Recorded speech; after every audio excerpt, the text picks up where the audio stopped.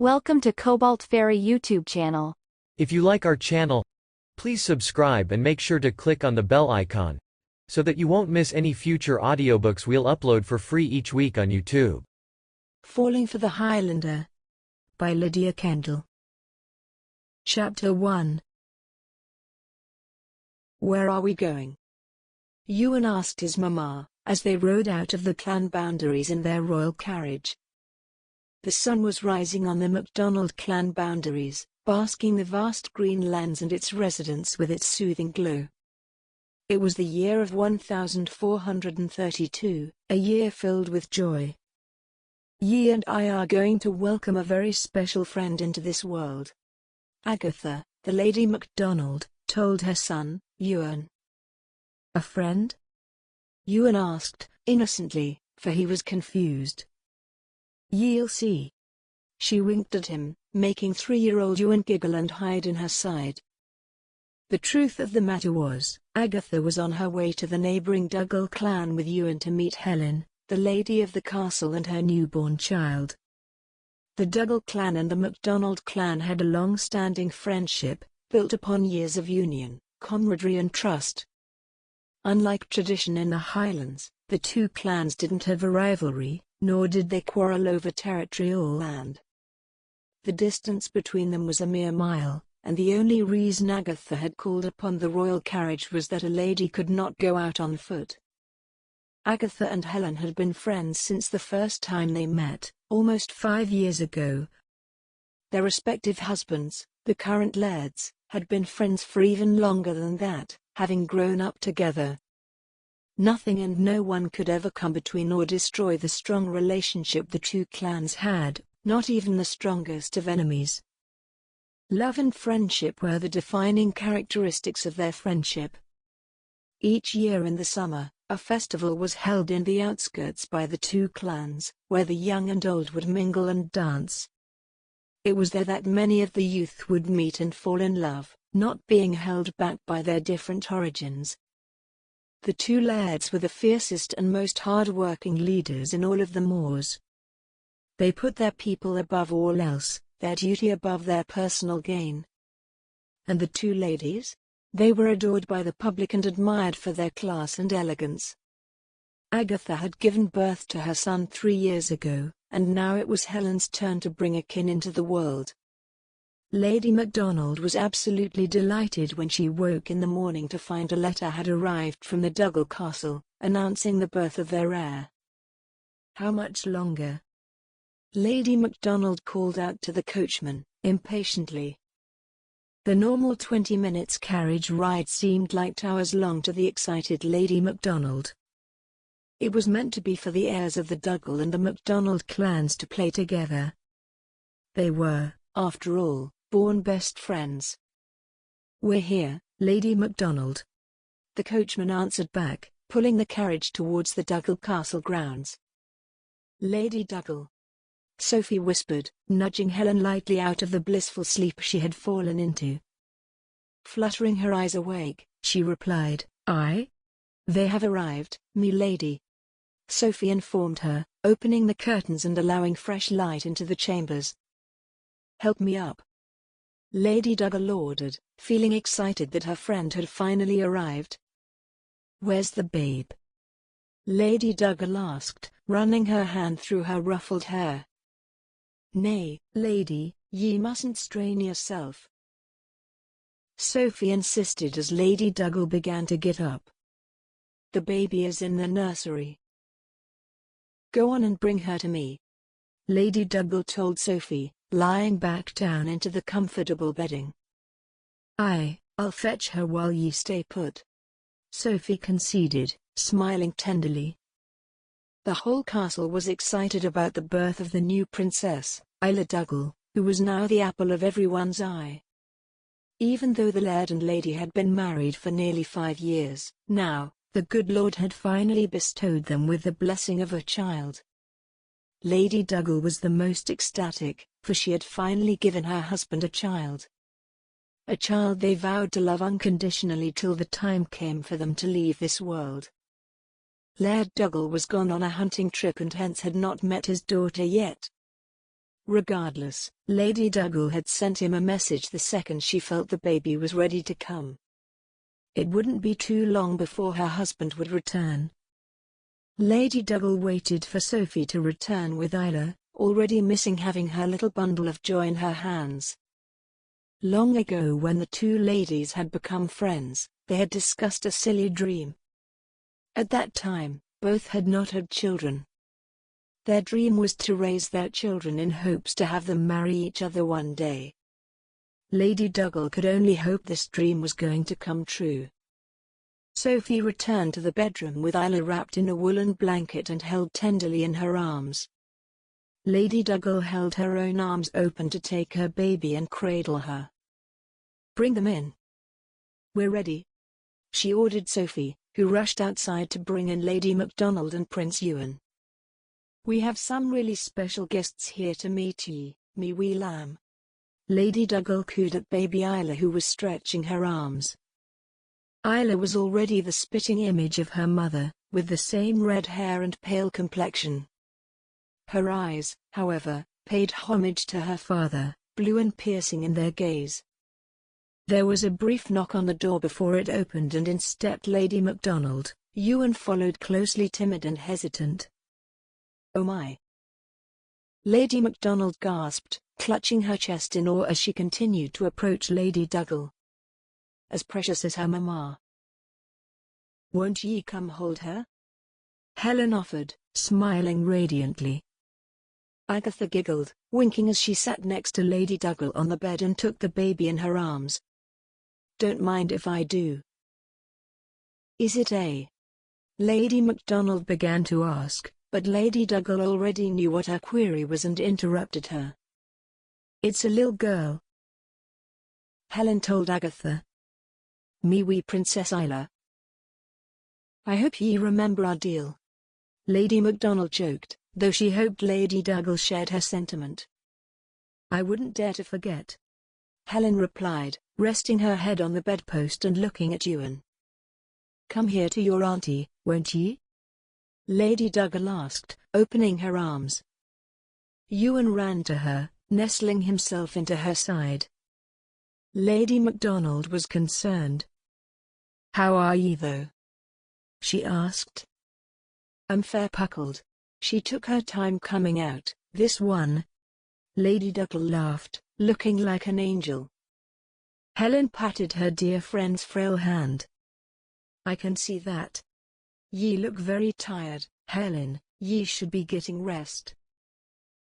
Lady McDonald knew how much pain a woman had to feel to receive such a blessing from their god. No man could have the strength to endure it, as it was a burden meant only for the feminine body. "Nay, I feel perfectly relaxed with ye and Ewan, Agatha," Lady Duggal told her, sincerely. "Have ye sent word to Fergus?" Lady McDonald asked, knowing he would be over the moon with joy. Lady Duggal nodded. I sent a messenger when I felt the first of the pain in me belly. I sent word to me John as well, in case," Helen told her, referring to her husband out hunting with Laird Duggal. "I can already imagine his smile." Lady Duggal blushed. "I can't thank God enough for allowing me this opportunity." "Ye deserve it, me friend," Lady McDonald announced. "Don't ever doubt it." Ewan walked closer to the baby, who now flaying her arms. He gasped, "It's waking up." Looking at her astonished son, she corrected, "It's a girl, Ewan. Her name is Isla, and she is your friend." "Isla?" Ewan whispered into the baby's ear. "Will you be her friend?" Lady Duggal asked as he smiled wide. "I'll protect her, Mama," Ewan declared, softly kissing the baby's cheek. The messenger raced through the dense forest, onward, searching for his master and the hunting party. The whole castle had been in frenzy when the messenger had been sent off to locate the laird and bring to him the message the lady had given. He galloped his horse to the camping site, where the Duggal and MacDonald tartan flag flew in the wind, marking their territory. The messenger halted the horse outside the entrance of the site, handing it over to one of the stable boys before rushing inside. He found the two lairds sitting next to the fire as the men sang and ate in peace. The messenger met the laird's eye, silently seeking permission to approach him. "Come hither," Laird Duggal told him, gesturing forward with his hand. The messenger walked to the laird, happy to be the one to deliver such good news. "Sire, this is from the castle." The messenger started by handing the message to Fergus. "The Laird Duggal, the lady has given birth to a princess." A look of shock followed by panic fell on the laird's face as he turned to his friend, Laird MacDonald. "Laddie, welcome to the club," John declared, slapping Fergus back, who finally snapped out of his daze. "Amada. Men, hear ye. Me child has arrived," Laird Duggal announced, standing up, tall and proud. "We must return to the castle immediately. Break time equals 500 milliseconds," John advised him, as Laird Duggal ceremoniously danced with glee. "Aye. A feast shall be held. Break time equals 500 milliseconds," Laird Duggal shouted to the boisterous men. "Aye." The men resonated. Laird Duggal ordered his hunting party to start packing and prepare to leave. He couldn't wait to hold his baby daughter in his hands, his little angel, for whom he had waited for so long to arrive. "Where is she?" Laird Duggal exclaimed, bursting into his private chambers and making the women present laugh. Fergus strode to his beautiful wife, who tenderly smiled back at him. He glimpsed at the newborn. His little girl had him in a trance.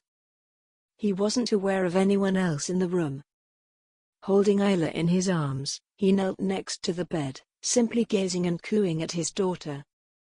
She has the same eyes, just like the eyes on his face that he saw in the mirror so many times in the past. He felt tears running down his face. He whispered, "She's beautiful." "We'll be downstairs." Lady MacDonald excused herself, wanting to give the family their privacy, and exited with Ewan. "Come up," Helen insisted, wanting her husband to be close to her. "How are ye, me dearest love?" He sat on the bed and laid their daughter on her chest. "I am tired but relaxed," Lady Duggal mused, perplexed by her state of mind. "Should I be worried?" he teased, moving away. "Oh, your wife has gone to the Loony Hills," she snorted. He kissed her forehead. "Rest, me love." She balanced Isla on her chest. "Won't ye hold your little Isla?" His hand shook. "What if I drop her?" Laird Duggal said. Here was a man who had conquered so many clans, taken over so many lands. Yet, he sat in front of his daughter and all that bravery seemed a waste. He couldn't trust himself to be strong enough to protect his daughter, she was so precious and fragile. Laird Duggal couldn't ever trust anyone to protect her, not even himself.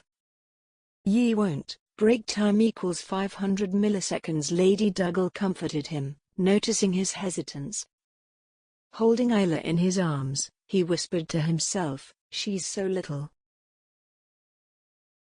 Overcome with emotion, he could feel his eyes water. "Thank ye, Helen." Laird Duggal sobbed. He had thought they would never be able to have children.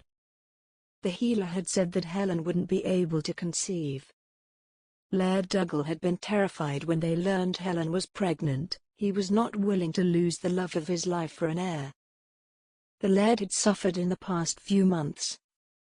He saw how breathless Helen became whenever the baby moved inside her body. She was becoming fragile, she tired easily with little excursions, and he ached to see her in pain. "Promise me something," she said. "Anything, me dearie." "If anything happens to me," Lady Duggal began, but Laird Duggal placed his hand on her mouth. "Why do ye speak of such times? Nothing will happen to ye," he insisted, trying to reassure himself more than her. "Aye, but, Ye must promise me. Promise me you'll do whatever it takes to make our Isla happy. He took a big breath. I promise. She held out her hand to him. Ye must promise to not let tears enter her eyes because of us. He placed his rough hand on her soft one. I promise. She asked for one last promise. Ye must promise that never will our Isla be upset because of us. I promise. Laird Duggal swore. He meant every promise he made. Till the last breath is in me, I will protect our Isla and vow to make her happy. I love ye, me sweetheart, she whispered against his lips. Fergus couldn't love this woman any more than he already did. Squeezing her arm, he looked into her eyes. I love ye, me lady. And then kissed her. Isla began to whine the moment her parents kissed. They pulled back laughing freely. I think she doesn't approve of the idea of having more siblings. Laird Duggal laughed, making Lady Duggal blush. The small family stayed on the bed as Lady Duggal fed Isla, who quietened down and settled in for her afternoon nap. Her life had only begun, but already it was colorful. She was adored by all, most of all by the little boy waiting downstairs for Isla to wake up. He waited for her to grow big, so they could play together. No one would have it any other way. Chapter 2. The great hall echoed with the sound of the new father, Laird Fergus of Duggal, boasting and entertaining his guests. His wife sat on his right side, holding her head out of annoyance as her husband continued to tell everyone about their first kiss. That's enough, dearie. Helen interjected, her face turned red. He was giving a little too much detail. Oh, come on. The world sings praise of our love, Laird Duggal said to a round of cheers. The whole castle was present in the great hall, enjoying the first feast since the princess's birth. This was a cause for celebration, and tonight was just the beginning. Another grander feast was being held in 3 days for the princess's birth. Guests from near and far were invited to help commemorate the event. Helen didn't know how she would be able to gather the strength to join the feast and play hostess. Inside she was dying by the second. Even now, Lady Duggal sat holding her seat with a fear of falling and was wincing even at the slightest jostle. She was losing more and more strength, but with it she was gaining determination. Not to survive but to pretend. Hence, she sat and laughed and blushed at her loud husband's jokes. I'm sure. Helen rolled her eyes as Agatha giggled, bending over to whisper in Helen's ear. Agatha was fretting over her friend's health. Are you tired? Nay, nay. I am fine. Helen lied, shrugging it off. How did ye meet? Laird MacDonald asked Laird Duggal. I can sense it is a great story. That, it is. Laird Duggal agreed. I abducted her, to extract revenge on her. Oh, my. Agatha stated, surprised. It's true. Me poured ahead to worry about this oaf abducting me, over territorial dispute. Helen snorted, making everyone laugh at the expense of the laird. Served him right. I was young and wanting to win me father's appraisal. Fergus exclaimed. I was to discuss the matter of us taking their lands with her father. The poor lad didn't listen, so I took what I could. The crowds laughing loudly only encouraged Laird Duggal to continue his story with fervor and excitement. He loved to entertain his guests with tales of his adventure, but by far, his most loved story was his love story. Gave me a rightful scare, Helen quipped, making him turn red from embarrassment. Well anyways, I had this one in ropes, and I took her into the forest. Laird Duggal continued recalling. Force, ye mean? Helen annoyed him. I'm telling the story, me lady. Laird Duggal sighed, much to everyone's joy. In the forest, she wouldn't eat or drink. She wouldn't even look at me without scowling. Laird Duggal told everyone, with a glowing expression. until he saved me. Helen continued in his place, with a softer expression etched on her face. Saved ye? Agatha was curious to find out. Unlike Laird and Lady Duggal, Agatha, and John, the Laird of MacDonald, had a more conventional love story. They had met when both were attending a royal ball in the MacDonald castle, to celebrate Laird MacDonald's 17th birthday. His father had been the Laird at that time while John was simply a young, handsome prince. Agatha and John had shared their first dance in the ball, followed by their first conversation in the hallway, and their first kiss in the private gardens next to John's chambers. It was only a matter of months before they were in love and ready for marriage. Despite having been friends for so long, Agatha had never heard Helen bring up her own adventurous love story. The reason was evident as Helen kept blushing a deep red out of shyness and embarrassment. I didn't save her. We just ran into a pack of wolves and I shot them down with me bow and arrow. Laird Duggal clarified as Helen shook her head. He covered me body with his, and they bit him everywhere, but he didn't move from fear they'd do the same to me. Helen corrected, fondly staring at her husband. I knew then this was the only man I'd ever love. What about your father? Laird MacDonald asked Helen. He was hesitant at first, but Fergus's father talked to him, and he accepted the proposal. Helen answered, smiling ruefully. And I earned myself barter as dowry. Laird Duggal burst out laughing. All the men joined in, the women rolled their eyes and shook their heads. I remember her father had been anti-British and didn't agree with our policy. Fergus turned to whisper to John. Agatha braced herself, shared an anxious look with Helen. Both women realized what was to come. The only reason that John and Fergus ever fought was over their differences in opinion about the British troops. While John didn't think it wise to trust them, Fergus held a different view altogether. Fergus was, in fact, a very close friend of the many earls already ruling most of their native Scotland. John felt infuriated whenever he heard of another boundary falling under British's control. Fergus and John quarrelled only over this.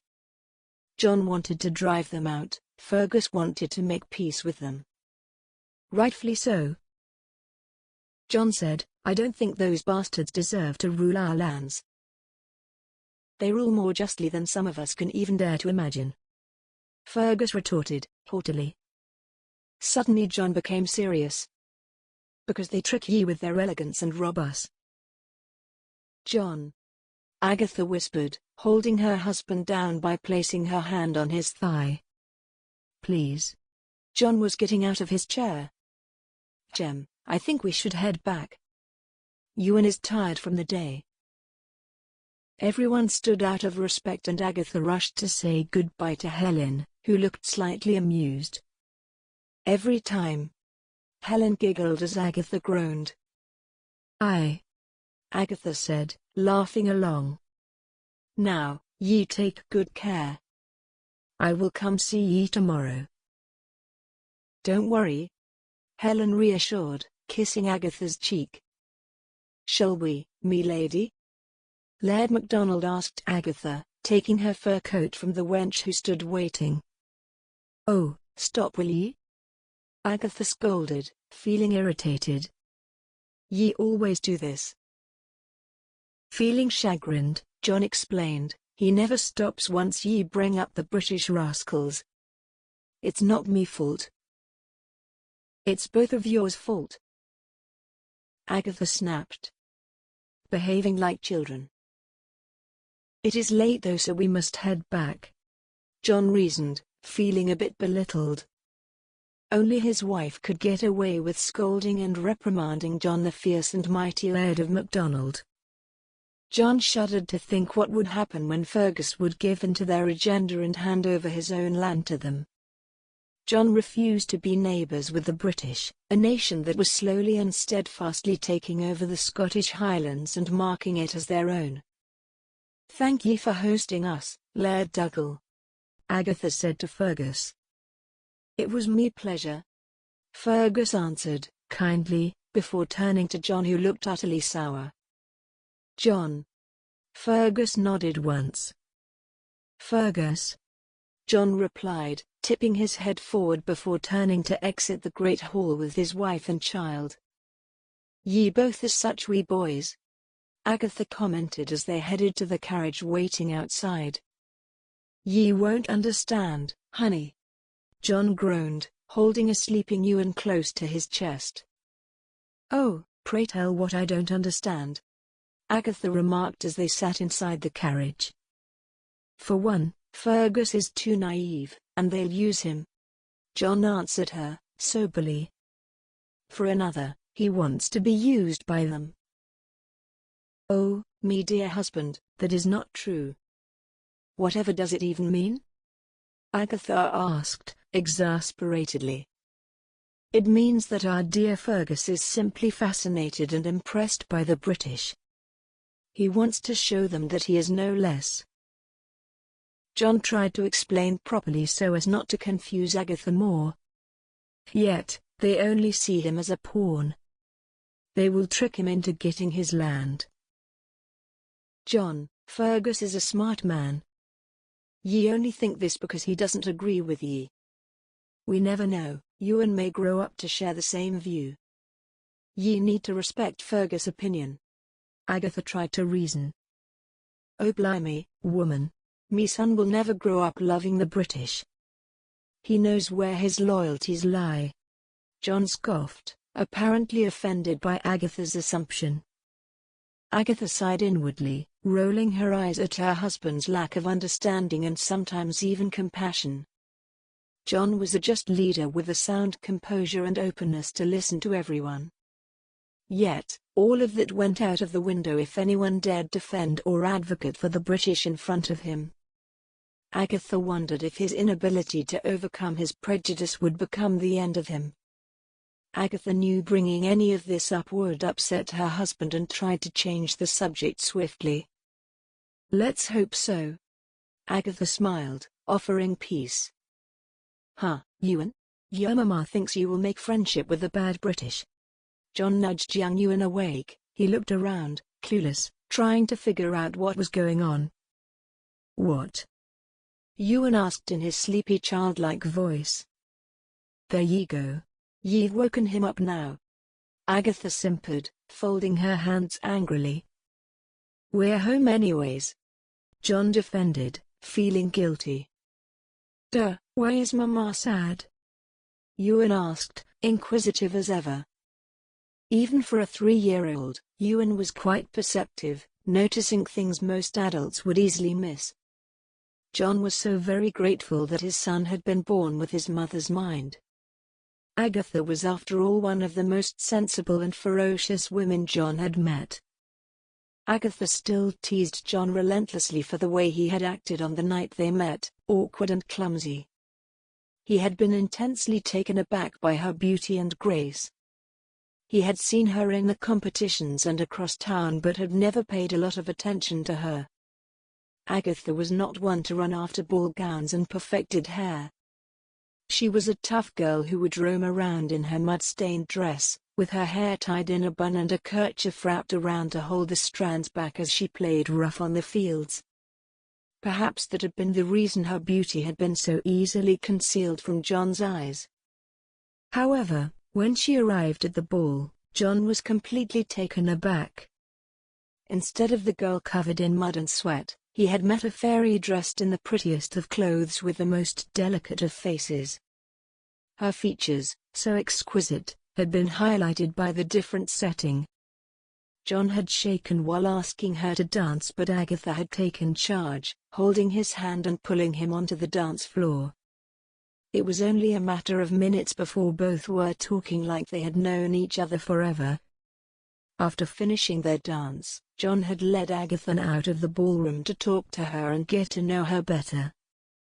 Even then, he had been drawn to her completely, through mind, body, and soul. He had felt a connection he never felt before.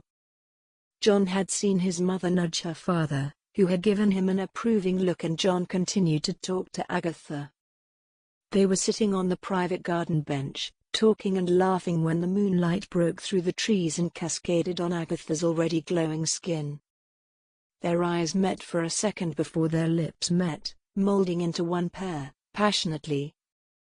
Unlike Fergus and Helen, Agatha and John didn't have to fight to get married. If anything, their parents were more than happy to give their blessing. Things had worked out perfectly well for them. They had courted for a few months before John had presented the proposal, which Agatha's parents had accepted. Agatha had been hesitant, much to everyone's surprise.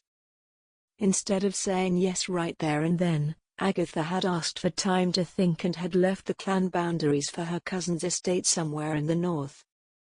John had racked his brain trying to understand what had gone wrong but couldn't find any explanation. He had patiently waited for her reply, hoping and praying each day that she would say yes. A few weeks later her letter arrived, and she asked John to come meet her at her cousin's estate. John had wasted no time before packing his things and departing. He arrived at the estate within a week and stood facing his lover who couldn't meet his eye. John felt his heart break, wondering if she had called him so far away only to reject him. Yet, Agatha hadn't rejected him. Agatha had talked to him. She had asked him how she was to behave once she became lady of the castle. The fact of the matter was, Agatha, the free bird, had been scared to be chained down in the castle by the marriage. After much persuasion and negotiation, Agatha said yes. John had promised her that she would never be confined to act a certain way because she was married to him. Agatha had trusted his word, and to this day John kept it true. They had gotten married in the winter, and come the next winter, they had due an end to their lives. Their marriage rarely had any hurdles, except when one was being stubborn with the other. Usually, nothing lasted, unless John would refuse to apologize. That itself was a rarity, as with Agatha, John would put down all his defenses. She had been with him through many obstacles, staying with him and supporting him. When John's father passed away, John was bereft and confused. He didn't know if he was ready to become Laird, but Agatha had pushed him to take the mantle, for his people's happiness. Had it not been for Agatha, John couldn't have lasted a day as the Laird. Mama is sad because they made her angry, John explained to his son, snapping out of his reverie. He just couldn't help worship at the feet of his wife. Mama, Dad is sorry, Ewan called out, smiling cheekily at his mum. Agatha tried to keep a straight face, but looking at her husband and son, smiling at her with such innocence made it difficult, and she gave in, smiling back. "Why are ye fighting with me?" John asked, moving to sit next to Agatha. "Because sometime ye forget you're a father and laird and become a young boy again," Agatha told him, truthfully. "That is why you're here, to keep me on me toes." John chuckled and kissed her cheek. "What if one day I'm not? Will ye keep fighting with Fergus and end your friendship?" Agatha snapped at him, feeling afraid of the day she'd die. Agatha hadn't ever thought about death, she had never had a reason to worry like this. She couldn't imagine what would happen if she were to die and Ewan and John were going to be alone. She knew John would be heartbroken, and he would lose his closest friend, and Agatha didn't want to hurt him in such a way. And Ewan? Ewan would lose his mother, the woman he disliked being away from for more than an hour before throwing a tantrum. "Why do ye say that? You're not going anywhere," John said, adamantly. "Someday I will." Agatha tried to reason with him. Even though she was perfectly healthy, Agatha had to ensure her husband was prepared for the worst out there. She had to make him ready for the possibility of her not being there with him one day. "Agatha, stop this nonsense. What is the matter with ye?" John reprimanded. Agatha broke down, hiding her face in her hands and crying. "Agatha?" John exclaimed, taken aback. "Are you all right, Mama?" Ewan shrieked, feeling scared about his mother crying. Agatha tried to calm down, wiping her tears, but they just wouldn't stop flowing. "Shh, me love, you're scaring Ewan." John rubbed her back, cooing in her ear as she stopped crying. "Come here, ye." Agatha offered her lap to Ewan, who curled up on it. "Me wee lad." Agatha cradled Ewan close to her chest, kissing his soft cheeks. Agatha realized she held her entire life in her arms in the carriage. Chapter 3. "Mama, why won't ye wake up?" Isla complained, trying to get her mother's attention. "It's almost noon." Rushing into the room, Sophie said, "Oh sweetie, let Mama sleep." Isla was 7 years old now, a walking and talking replica of her parents. "Mama sleeps all day," Isla whined, feeling tearful. She had been promised last night by her mother that they would go for a walk. One of the many promises her mother would make and then break when the time came to fulfill them. Isla didn't have many distractions in the castle except when she ran out to play with Ewan, who would always come cheer her up. But Isla couldn't help missing her mother and crave her company, as her mother was always running a headache or fever and wouldn't come out to play with Isla. "Mama isn't feeling well," Sophie tried to explain, but Isla was beyond reasoning. "Mama, wake up!" Isla shrieked, not willing to listen to anyone. "What is going on here?" Helen asked, coming out from under her covers. She looked the same as always but now appeared completely different. Her eyes were the same shade of green, but the shine in them was now dull and faded, looking haunted. Her skin, once glowing and pink all the time, was now pale and hardened. Her mane of red, curly hair was still present but less, and not shiny as before. She was the same, but her sickness had erased any traces of life and light she carried within. "Mama, come play," Isla cried as Sophie tried to hold her back. "Come here," Helen said, holding out her blanket. Letting go of Isla, Sophie continued to walk towards the bed, shyly and afraid.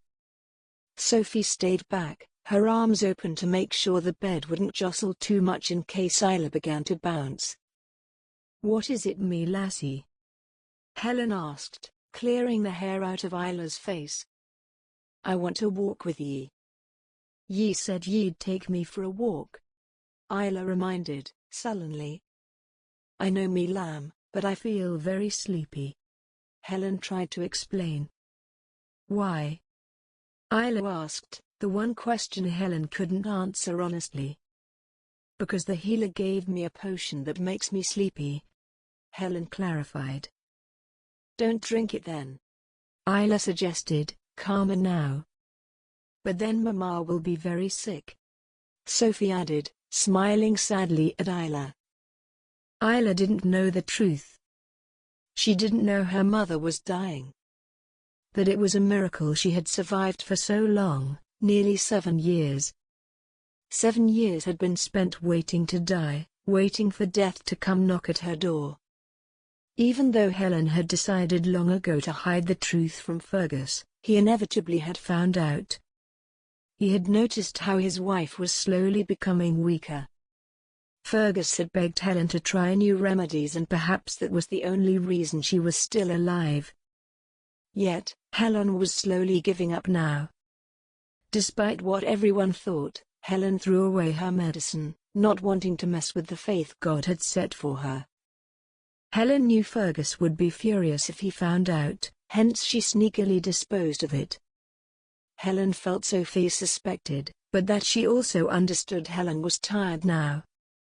Things wouldn't be so hard if Isla weren't present. Her constant need for love tore at Helen's heart and made her realize how incompetent she was as a mother. "I don't want Mama to be sick," Isla whispered, hugging her mother. "Not too tight, dearie," Sophie advised as Isla quickly pulled away. Helen smiled at her daughter and suggested, "Why don't ye go meet her?" "Where is he?" "Break time equals 500 milliseconds," Isla asked Sophie. I think he's in the stables, Sophie informed her. Isla got off the bed and ran out of the room, to find her father, leaving Helen alone with Sophie. I'm sorry, milady, she insisted. Sophie said, helping Helen lie down more comfortably. It's all right. She gets angry about this sometimes, Helen said, understandingly. Won't it be easier to tell her the truth? Sophie questioned, her eyebrows creased in confusion. She's too young to understand. She'll only weep. I don't like it when she weeps. Helen sniffled, feeling overcome with emotion. In the past 7 years, Helen had become devoid of emotions, completely stoic and unaffected by anything. The only thing that could trigger her to feel anything was Isla and her husband. Fergus hid his own emotions very well in front of Helen, not wanting to worry her more. But Isla was still a child, she didn't even understand what was going on and hence, would showcase whatever she felt to Helen. "Milady, ye mustn't cry," Sophie soothed, rubbing her back. "Oh Sophie, what kind of a mother am I? I can't even take me daughter for a walk," Helen cried, feeling exhausted. "Ye are the best kind of mother," Sophie reassured her. "Ye put yourself at risk to bring our Princess Isla into this world. She will forever admire ye for it." "How, Sophie? She's so young," Helen inquired, not believing her. "Milady, Isla will grow up one day and understand what happened. She will know why ye did what ye did," Sophie answered. Helen smiled ruefully, feeling no surprise at how easily they discussed her death. It had become a common thing, everyone was prepared for it. It wouldn't shock anyone if Helen were to die right this second, as everyone knew the inevitable finally would happen. Helen hadn't ever imagined that her death would become such an openly discussed topic in the castle. It made her sad but also amused her quite a lot. Like a punchline to a bitter joke. Who will tell her? Who'll help her understand? Helen wondered out loud. "I will. Laird Duggal will. And Lady MacDonald will," Sophie comforted Helen, confidently.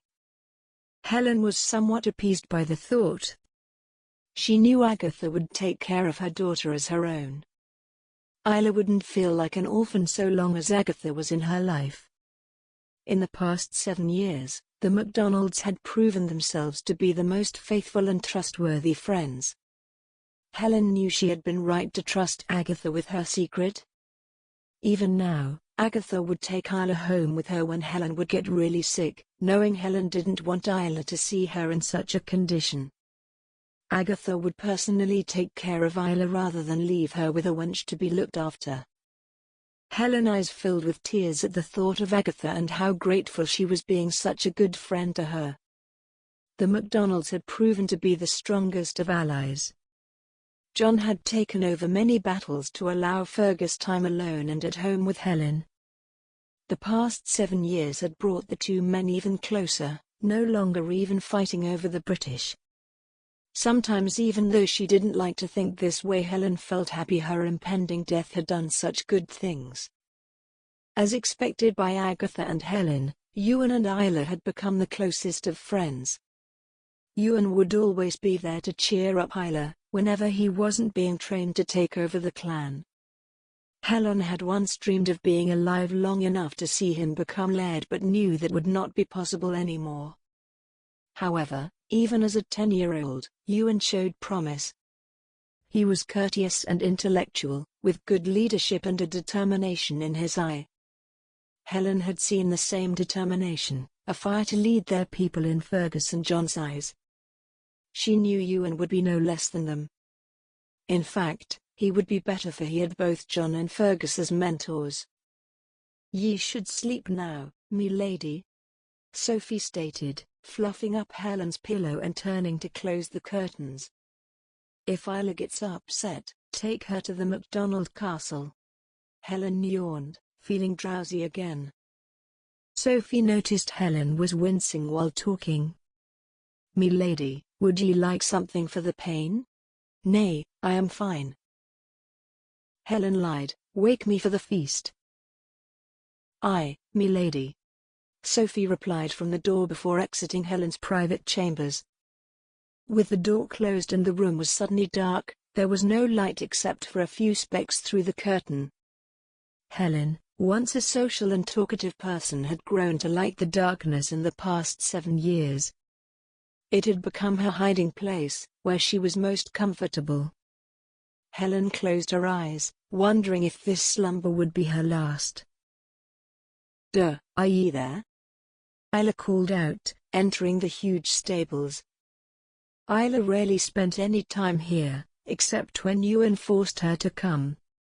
For some reason, Isla did anything Ewan wanted to do, even horse riding, despite her terror of horses. "In here, dearie," Fergus called out, and Isla followed the sound of his voice inside. "Duh, will you go for a walk with me?" Isla asked, finding him feeding apples to the horses while the stable boys groomed them. "We can go for a horse ride if you want." "This one just arrived," Fergus replied, patting a black horse's side. Isla couldn't help but think the horse was beautiful, yet not pretty enough for her to get on top of it. "I don't like horse riding," Isla moaned. Her mind was made up for an afternoon walk. "Ye like it fine when Ewan makes ye do it," Fergus chortled, much to her chagrin. "Ewan is an oaf and I don't like it," Isla snapped, folding her arms petulantly. "Oh, all right, he is braver than ye," Fergus teased, knowing she would do it to prove her father wrong. Isla stomped her foot on the ground. "Nay, he is not. I'm a Duggal, and we are the bravest. Now. We all know what they say about talkers," Fergus joked as Isla fumed. "Fine, ye can be like Mama." "I'll walk alone," Isla told him, turning to walk away. Fergus felt guilty for taking it too far and ran after her, wrapping his arm around her shoulder. "What did Mama do?" Fergus asked, trying to calm Isla down. "She said she'd walk with me, but now she sleeps in her room."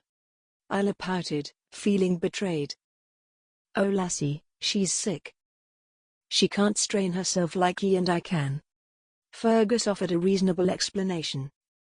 Even though he didn't agree with Helen about keeping the truth hidden from Isla, Fergus respected her decision and choice. "She's always sick," Isla said, sarcastically. "Now hold on, young lass. Why are ye being so rude?" Fergus scolded. Even though he understood why Isla lashed out in such a way, Fergus didn't want to be the parent who gave her leeway even when she was being a brat. Feeling dejected, Isla sighed, "I'm sorry, duh. I just wish Mama and I could spend time together." "I know, dearie," Fergus whispered into the wind, feeling the same forlorn feeling as her daughter. Fergus hated pretending everything was going to be okay, however, he had to pretend for Helen's sake. Or else Helen would hide her pain from him. Fergus didn't allow himself to cry in front of her or even show how he felt, knowing it would worry her. Fergus kept hoping for the first few years, but as time passed, he simply stopped hoping. Anything could happen at any moment and Fergus wouldn't know what to do. He would be at Faith's mercy. He would have to put on a brave face and accept his fate. Fergus wanted to lift his daughter's feelings. "Why don't ye visit Aunt Agatha and Ewan?" "Can I?" Isla asked, excitedly. "Aye." Fergus agreed, happy to see her smiling again. "Oh, but I have lessons with Mrs. Smith," Isla said, mentioning her etiquette tutor. "Ye can skip a day so long as ye don't tell your Mama." Fergus winked. "Thanks, duh. You're wonderful," Isla chirped, hugging him tightly before running back to the castle. Sometimes, meeting Ewan was the only thing that made Isla happy in her otherwise lonely life. Isla didn't like being ungrateful, but she envied Ewan for having a mother who was always present and taking care of him.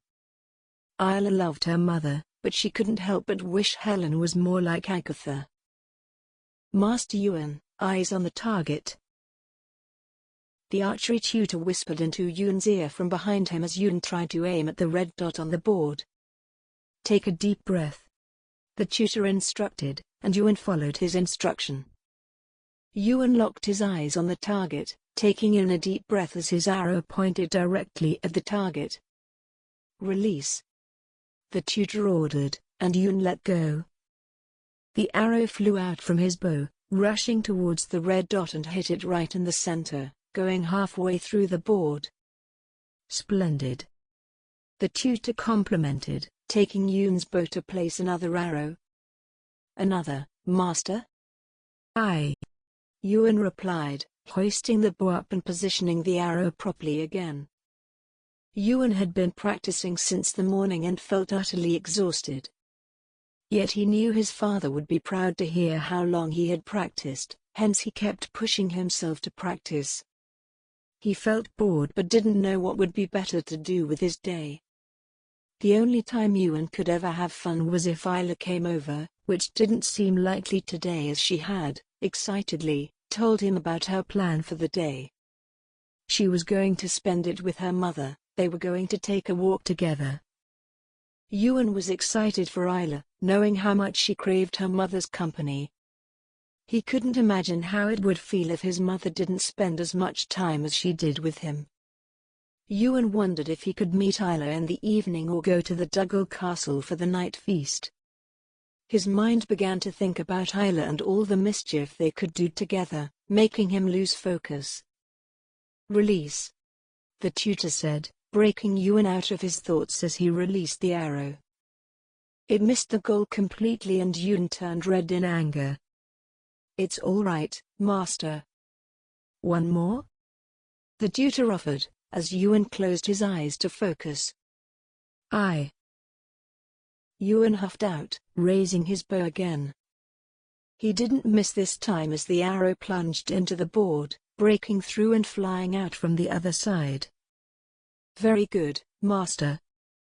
The Laird will be pleased to hear about this, the tutor told Ewan, who smiled and feeling much better now. I think enough for the day, Ewan replied to the tutor, who nodded before retreating to pack up the archery armor. Ewan took a deep breath before heading out of the training grounds and back towards the castle. He was walking through the main grounds when he saw a carriage pull in towards the entrance. He didn't think twice to know whose carriage that was as he raced to it, eager to meet Isla. Isla, Ewan called out, waving at her from the distance. Ewan. Isla squealed, running to him rather than heading inside the castle. They met halfway on the grounds as Isla hugged him, making him fall on the grass, both breaking out in giggles. What are you doing here? Ewan asked her breathlessly. I came to spend time with ye. To said I can skip me tutoring for the day. Isla told him, smugly. Nay, I mean, weren't ye supposed to be with Auntie? Ewan asked, dismayed by her hurt expression.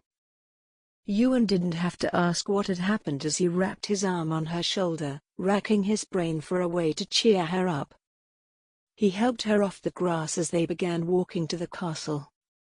She didn't want to take a walk. She was sick. Isla spoke after a second of silence. It's all right, Isla. Maybe she was tired. Ewan comforted, giving her a dimply smile.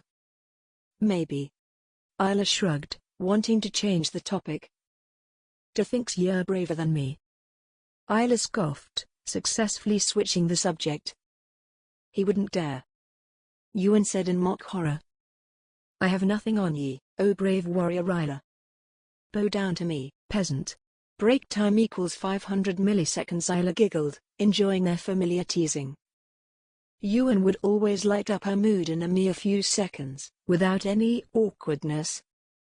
They had been friends since Isla had been born and knew each other quite well. Pardon, ye mean future Laird? Ewan corrected, cockily. Oh please, I'm your princess," Isla added as they giggled again. In their innocence, they created a whole new world, a world where no one was dying, and no one was fighting. Only happiness and joy bloomed in their imaginary world, a place Isla ran off to when her mother's absence became too much on her. Ewan would open the door for her and the two children would play until their minds were exhausted. The children spent the entire day together, running here and there all around the castle and losing themselves in the innocent days of being oblivious to the worries of the world around them. It wasn't their burden to bear, not yet at least. For now, they were two free birds, not bound by duty nor responsibility. A girl of 7 years and a boy of 10 years, which was all these two were for now. They were not a princess and not a future laird. When the time came for Isla to head back to her home, the Duggal castle, a gloomy aura surrounded her and engulfed her whole spirit, making her remember what waited for her there. Nothing. That was true. Her mother would be asleep as was customary and her father would be busy in his political meetings. Isla would walk here and there, completely bored before being summoned for the evening feast. "Hey, Isla. Cheer up. Mama says ye can come back tomorrow." Ewan gushed, trying to lift her spirits. "Really?" Isla asked, surprised. She could never understand why the McDonalds never tired of her presence in their home every day for such long hours. Perhaps that is what happens when two kids were best friends.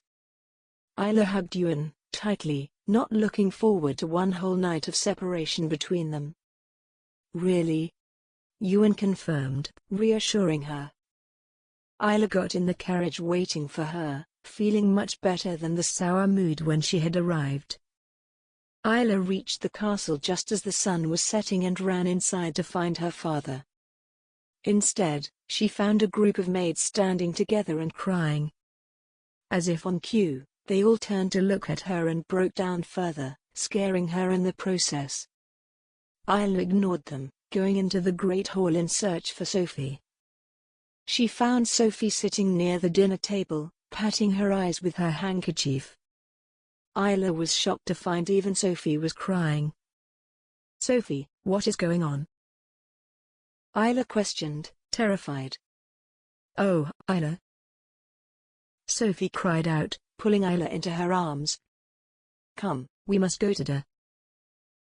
"Where's Da?" Isla asked, looking around with fear. "What is happening?" Wherever Isla looked, she only saw tears. Sophie led her to her parents' private chambers, knocking once on the door, lightly. Isla entered the room to find her father bent next to the bed with his face covered in his hands. "Da?" Isla called out, walking towards him. Her father looked up at her, with red, swollen eyes, and Isla gasped. He was crying, looking so utterly heartbroken that it made her tear up instantly. "Come here, me wee lass," Fergus said to her, holding out his hand for her to take. Isla trembled as she walked to her father, making a vow to not look at the figure lying on the bed, covered in a white linen sheet. "Say goodbye to Mama." Fergus broke down as he spoke, shocking Isla. "Nay, what do you mean?" Isla sobbed, hitting his chest. "Mama, wake up." Isla started shaking Helen's body. "Wake up." "Shh." Fergus soothed, hiding her in his arms as Isla broke down. "She's not dead." Isla shrieked, tears streaming down her face. "She's not dead. Isla, me dearie." Fergus sobbed, unable to hold back his own sorrow. Isla pushed him away as she fell back on the floor. She wiped her tears and ran out of the room and into the hallways. She heard Sophie call behind her, but Isla didn't stop. She ran. And she ran. Down to the great hall and out into the gardens. The moonlight may as well have been her only torch as she tried to escape. Somewhere on the grounds, Isla tripped on a rock and fell, rolling down the hill and sobbing. Isla felt hands wrap themselves around her, picking her up. "Come, princess, we'll get ye washed," Sophie whispered, picking Isla up in her arms. "Sophie, I want Mama." Isla sobbed, hiding her face in Sophie's neck. "I know, princess. I know." Sophie crooned, sounding broken like Isla. Isla closed her eyes, allowing sleep to take her away from this haunting reality. And the years began to turn, and soon. Chapter 4. "Ewan, someone will see us," Isla warned, trying to get out from under Ewan's body. "Let them," Ewan whispered and nibbled on her ear, making her blush. "Ewan," Isla whined, wanting to give in to the pleasure but afraid of getting caught. Ewan straddled Isla, careful to balance his weight on his forearm and knees. "All right, ye numpty." Then rolled over on the tartan Isla had laid out. "Oh, don't be so petulant." Isla rolled her eyes at his pout, before laying her head on his chest. Ewan wrapped his arms around her. With her back to his chest, he realized this is where she belonged, they fit so perfectly. "Happy birthday, though," Isla said, craning her neck to kiss his cheek. Ewan had turned 25 years old today and was finally of age to take over as leader of the clan. His father was going to step down, wanting to spend some peaceful days with his mother. Ewan admired his mother and father for the way they had led the clan through so many difficult times toward prosperity and harmony. Ewan knew, without Isla's father's aid, the two clans would have fought till the end and probably killed each other. Unlike the rest of the Highlands, the Duggals and the McDonalds lived together in peace and brotherhood. Ewan looked deep into Isla's eyes. "And where is me birthday kiss, me princess?" he questioned. "Ye will receive it soon. When we are not at risk of getting caught," Isla clarified, blushing light pink. He moved to face her. "Me love, we are here in the middle of the forest. No one will find us." Isla had packed a small wicker basket so they could have a little birthday picnic before Ewan would get too busy with the dinner feast where his new title would be announced. Although most people, including their parents, suspected their romance, Ewan and Isla had decided to keep it hidden. When Ewan became Laird, he felt only then would be the perfect time to ask her father for her hand in marriage. Ewan and Isla, best friends since being born, had gradually and over time fallen in love. Isla remembered that night, oh so clearly. Ewan had offered to drop her home on his horse. Isla was 17 while Ewan was at the handsome age of 20. His horse had strayed and galloped into the deep parts of the forest. Seeing they were lost and now stuck in the forest overnight, they slipped off the horse. Isla pulled a tartan off the saddle and lay it on a clearing. Perhaps they both feared the other would not reciprocate and chose not to declare their mutual love if the time ever became right. Yet, sitting in the forest under the pale moonlight, Isla and Ewan looked deep into each other's eyes. Unable to hold back anymore, they had kissed, thus beginning a passionate romance that would grow stronger after that night. "I know, but we can't be sure, Ewan," Isla scolded, shaking her head at his persistence. "Oh all right," Ewan said, getting up from the tartan and standing. Without haste, he held out his hand for her to take. He asked, "Shall we head back?" "You're so easy to tease." Isla giggled, making him scowl. "What do you mean?" Ewan groaned, feeling embarrassed as she continued to laugh. "Come here," Isla said, holding her arms wide open. Ewan deliberated whether he should play hard to get or surrender. Her smile, always his undoing, made it hard to deny her, and he went to lie down again. Isla bent down to kiss his lips that she found soft and perfectly shaped. Ewan traced his hands on her face until he tangled them in her curly red hair, and she deepened the kiss. "I love your hair," Ewan mused, inhaling her scent. "It is like Mama's, nay?" Isla had only a vague memory of her mother. So many years had passed since Lady Helen's death, a time Isla remembered only as a child. Isla didn't remember much except her father had been shattered, and she chose to take care of him. Ewan had taken care of her, along with his parents, who had time and time again proved themselves to be the most trustworthy friends. Sometimes Isla wondered where she would be had it not been for Aunt Agatha, John, and Ewan, who loved her so much and cared for her quite a lot. Aunt Agatha was prepared to tell Isla all she knew about her mother's life and all her hobbies and traits. Isla enjoyed her bond with Agatha, something so unique and dear to her heart. Soon enough, Agatha would truly become Isla's mother. Even though they hadn't officially discussed it, Ewan and Isla knew they wanted to marry each other. They were made for each other, how could they wed anyone else? Isla knew her father would not object, he knew how strong Isla loved Ewan. Once Ewan became the Laird, he could easily ask for her hand, and Isla's father would not refuse. Would Ewan and Isla be destined for a happily ever after? Isla felt a strange sense of peace just thinking of a marriage with Ewan, a man who loved her more than anything. How could she possibly doubt his love for her? They were so comfortable together. Together, their friendship made it nearly impossible for them to fight, and their romance made the emotions between them more powerful to resist. Mother misses her a lot, I can tell by the way she smiles when Aunt Helen comes up in conversation. Ewan commented, kissing Isla's neck. "Do misses her too," Isla added, frowning. Sometimes Isla could see how much pain her father was hiding, because of her mother's death. "Of course, I cannot even imagine how I would feel should anything disastrous befallen ye, Isla. I would go loony," Ewan said, dejectedly. When their eyes met, they could feel the connection they were denying.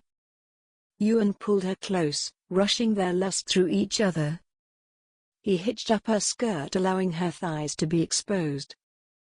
She reached down to loosen the drawstring, letting her drawers fall to the ground. He pulled her closer, she did not push him away. She bent her knee and wrapped her left leg around his waist. With his wide palm, he roamed the back of her knee and alongside her thigh until it cupped the curve of her bottom. He teased her lips apart and their tongues performed the sweetest and most passionate of dances. With her body melding into his, she arched her back and rubbed her pelvis against his groin. Ewan groaned into her mouth as his free hand inched downward to massage her supple breasts. His right hand pinched her nipple as he bit her lower lip, showing no mercy. "Oh, Ewan!" Isla gasped as her head fell back in pleasure. Ewan scooped her up and laid her on the tartan. He knelt to straddle her. He kissed her one last time before tracing his finger along her jaw. His touch was studying her.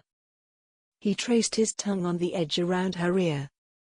The feeling was so delicious, and she felt the wetness between her thighs increase. He continued to trace her neck with his tongue, slowly moving to her neckline and down to that part of her cleavage that showed through her dress. As he slowly unlaced her bodice, he nibbled his way to her pelvis until he knelt between her thighs, positioning his head in front of her folds. He continued to remove the last of her clothing, paying detail to every inch of her exposed skin, and inhaled the scent of her arousal. Isla eased her legs apart, inviting him to investigate, and he bent forward and settled on the heart of her femininity that would make her toes curl. Isla placed her hands into his dark brown hair, pushing his face in further as her body began to quiver. With his forefinger, he circled her folds and penetrated her entrance and stimulated her pleasure points. He could feel her orgasm building and stopped. She groaned. Ewan stood, taking her hand to help her up. Understanding what he wanted, Isla pulled him in for a kiss. She leapt into his arms and circled her thighs around his waist. Once again, he cupped the curve of her bottom to support her weight. He was strong enough to carry her towards a sturdy tree branch where he lowered her between his sweaty, hot body and the tree. Ewan, please. Isla begged, her voice becoming breathless. What? Ewan asked, his voice raspy and deep. Enter me. Isla ordered, giving him a determined look. She undid his drawstring, wrapping her small hands firmly across his massive length and placing it at the front of her wet, aching entrance. Ewan pushed in slightly, making her whimper before thrusting in completely. Isla pulled Ewan's face towards her forcefully, kissing his red, swollen lips with all her might as he continued to move inside her.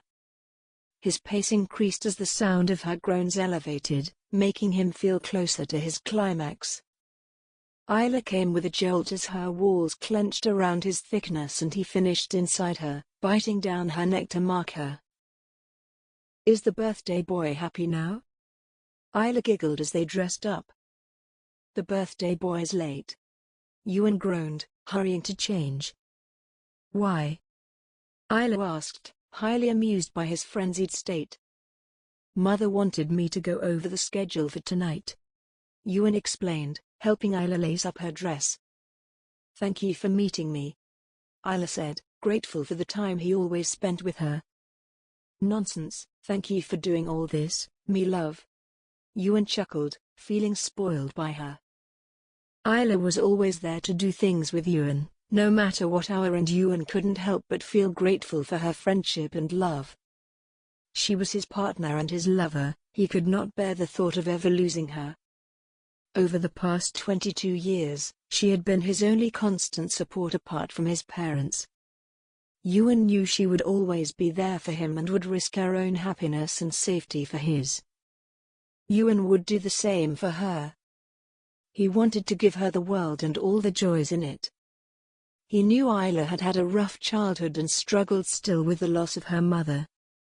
Ewan had made it his responsibility to remind her every day to focus on the good in life and to move on from the wrong.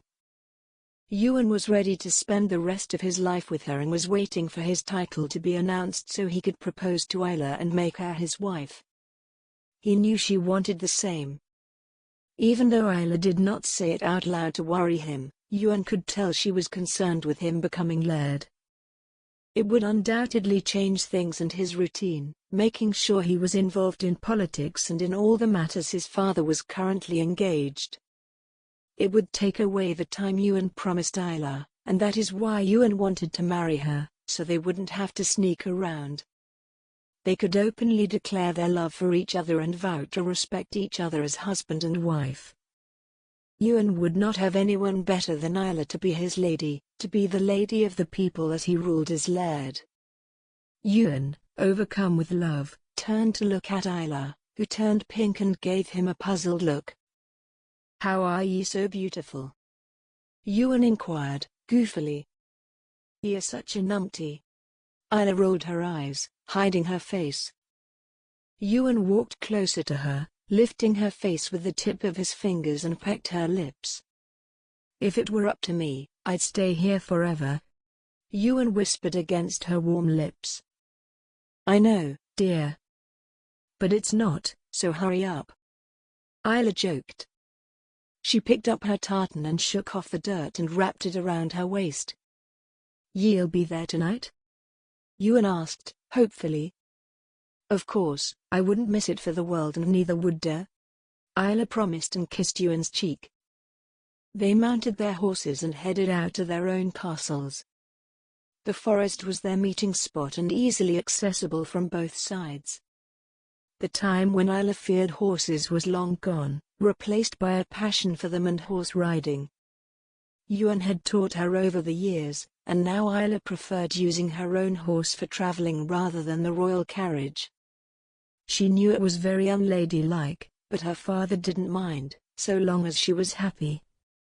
Isla wondered how her father would react to Ewan's proposal, seeing as he already had his suspicions. Even though Isla had lied to him and said she was going into town to shop, she knew her father would have guessed she was going to meet Ewan. Isla and Ewan knew they could have waited to meet at night during the celebrations, but they couldn't have been as open as they were in the forest, thus making it difficult to be happy. Isla had been missing Ewan quite a lot lately, as everyone around her was busy. Aunt Agatha had been busy planning the feast, Ewan had been busy preparing for his announcement, and her father was busy dealing with political matters. She was mostly left alone save for the time she spent with Sophie's daughter Rachel, who was just a year or so younger than Isla. Isla really liked Rachel, as she was trustworthy and a kind person. She never treated Isla differently for being a princess, and for that Isla was grateful. Isla reached the castle and handed the horse over to the waiting stable boy before heading inside to search for Rachel. She found her in the kitchen, getting a scolding from Sophie. "How will ye learn if ye don't even try?" Sophie said to Rachel, who stared at the floor. "Sophie, please don't scold me, friend," Isla interjected, pouting. "Sorry, princess," Sophie quickly said, but not before giving her daughter a stern look. "Next time ye mess up the baking, I'll give ye a scalped lug." "Sorry, Mama," Rachel apologized as Isla snickered. "Princess, your father was looking for ye," Sophie told Isla, who turned pale. Could he be upset about her sneaking out to meet Ewan? Isla doubted it, but still she couldn't help but feel scared. "I'll go meet him later," Isla said, delaying the meeting for now. Sophie nodded before exiting the kitchen, and Rachel turned to give Isla a thankful smile. "Ye saved me," Rachel breathed out, wiping her face with her handkerchief. "That's what friends are for," Isla stated, shrugging. "How was your morning?" Rachel teased. Rachel was the only person Isla had told about Ewan, and she always knew what the two were up to. "Magical," Isla gushed, smitten. "Is he going to ask Laird Duggal for your hand?" Rachel questioned, seriously. "Aye, after his announcement. Everything will be perfect then," Isla told her, excitedly. "I hope it works out, princess," Rachel remarked, hugging Isla. "I'll go meet her," Isla announced before exiting the kitchen. She searched for her father in the great hall first before heading to his office, where he sat engrossed in some parchment papers, reading them with all his focus. "May I come in?" Isla asked, knocking once on the half-open door. "When do ye ever ask?" Fergus chuckled, giving his daughter a reluctant smile. His eyes fell on Isla's face and a sense of melancholy spread through him. Whenever he looked at Isla, he was reminded of his late wife. Isla had all the same features except the eyes, which were like his, blue and piercing. Over the years, Fergus had gotten quite old and exhausted. He knew he should take a step back and relax, allow himself time for rejuvenation. Yet, his work was the only distraction from his loneliness. He didn't know what else to do to save himself, if it is not to lead his people. His only responsibility now was Isla, and he had found a suitor for her. Luckily, he had managed to find the perfect match for her. Someone strong and powerful, who would look after her even when Fergus was gone. "Sophie said you're looking for me," Isla spoke, sitting down in front of her father. I wanted to discuss something with ye," Fergus started, hesitantly. "What is it, sir?" Isla asked, perplexed by his tone. "Ye know I recently won land in war," Fergus stated, simply. "Ewan says ye were so brave on the battlefield," Isla said, proudly. "He is too kind." Fergus chuckled. "How is he?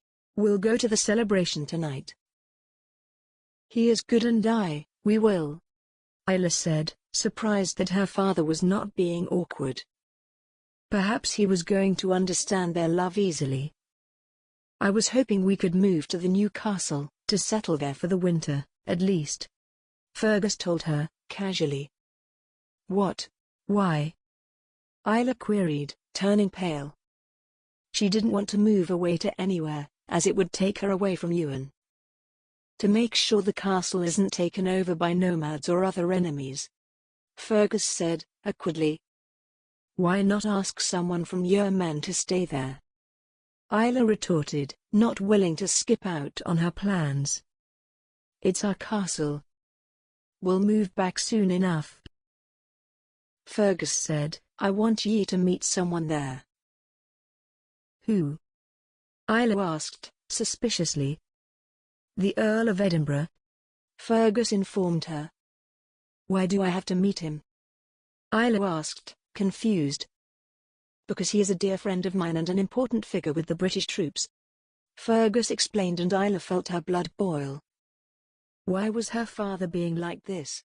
Did he not understand that she wanted to stay here and didn't want to move, not even for a bit? Her whole life was in these lands, she had never lived anywhere else. How could she think of going to a place without her home, Aunt Agatha, and worst of all, Ewan? I don't want to meet him. Isla snapped, feeling furious. Isla, this is not a discussion.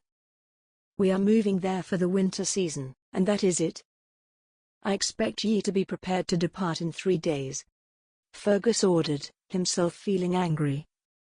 Isla gave him a broken look before turning and leaving the room. She didn't look back as she carried on towards her chamber and fell on her bed, breaking down in tears. What had suddenly gotten into her father? He knew how close she was to Ewan and Aunt Agatha. Then why was he asking her to leave them behind? Even though her father had not said it out loud, Isla understood why he wanted her to meet the Earl of Edinburgh. It seemed Isla had assumed everyone saw hers and Ewan's love. Her father clearly didn't notice it, and perhaps that's why he wanted her to meet the Earl, a British man. Unlike her father, Isla didn't favor the British. Whenever that argument came up, Isla would side with her Uncle John and Ewan about the British and that they were using the Scottish to acquire land and power. Isla knew her father was too naive to see it, but she didn't give in herself. Except now, he was being completely absurd. Isla racked her brain to try and find a way to stall her father. She would have to talk to Ewan tonight and ask him to talk with her father about their marriage. In that way, Isla would not have to leave her home nor leave Ewan. Everything would be perfectly fine then. Little did Isla know that things were already taking a turn for the worse without her knowledge. Ewan raced his horse through the grounds of the castle, galloping towards the stables as he racked his brain to figure out a way to end his dilemma being the only one. How to convince Isla's father for marriage.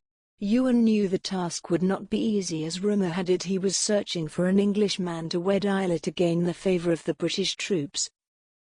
Ewan loved his uncle Fergus, everything about him was admirable except his naivety about the British, who were clearly using the Scottish and him to gain power and land. Ewan had had multiple conversations about this with his father, who had merely stated Fergus would never change his mind. Ewan wondered if this would cause hindrance in his union with Isla, something he waited so long for. He knew he didn't have much time before her father would find someone and hence decided to act fast by proposing in a day or two. Ewan halted the horse at the entrance of the stables, leaving it with the stable boy and walking to the castle. He reached the castle and immediately decided to seek out his parents, to discuss his plan with them. The most difficult part in all this was lying to Isla, making her believe that things were going to be perfect. Ewan doubted she even knew about the British man her father was searching for as her husband. Ewan could feel his blood boil at the thought of his Isla with another man, a man who would only use her to gain her father's vote. Sometimes, Ewan couldn't understand how foolish Fergus was being, but then again, he couldn't stop respecting his uncle either. That much his mother had taught him. Ewan continued inside the castle, up to the second floor, where the private parlor was. He found his parents seated on the plush ottomans, talking together, and it made him smile. His parents were the perfect example of true love and compatibility. He had never seen them quarrel. They were always supportive and taking care of one another. Ewan aspired to become like them, to have a marriage like theirs. He knew if someone like him could get a happily ever after, it would only be with Isla, a woman that understood him completely, inside and out. Ewan was difficult sometimes when he would lose his temper or be stubborn. Yet Isla would never give up or get tired. She would always be patient with him. This is why he couldn't lose her. He loved her too damn much to let her go. Happiness and Isla were synonyms for Ewan. Taking one away meant taking the other away. He just couldn't bear it, and he didn't want it to come to that either. "I am going to ask Uncle Fergus for Isla's hand in a day or two," Ewan declared, entering the private parlour and sitting down opposite to his parents, who were giving him a puzzled look. "Son, ye can't ask him so quickly," John said, looking at his wife for backup. "What happened suddenly?" Agatha quizzed. "I fear Uncle Fergus will find an Englishman soon," Ewan told them, honestly. "Ewan, ye must not allow fear to guide ye. Everyone knows Isla and ye are meant to be," John said. "Ewan, a new laird must at least serve his people for a while before focusing on such matters." "Matters that can wait, me son," Agatha advised, not wanting her son to lose favor with his people. "And what about Isla?" Ewan fretted.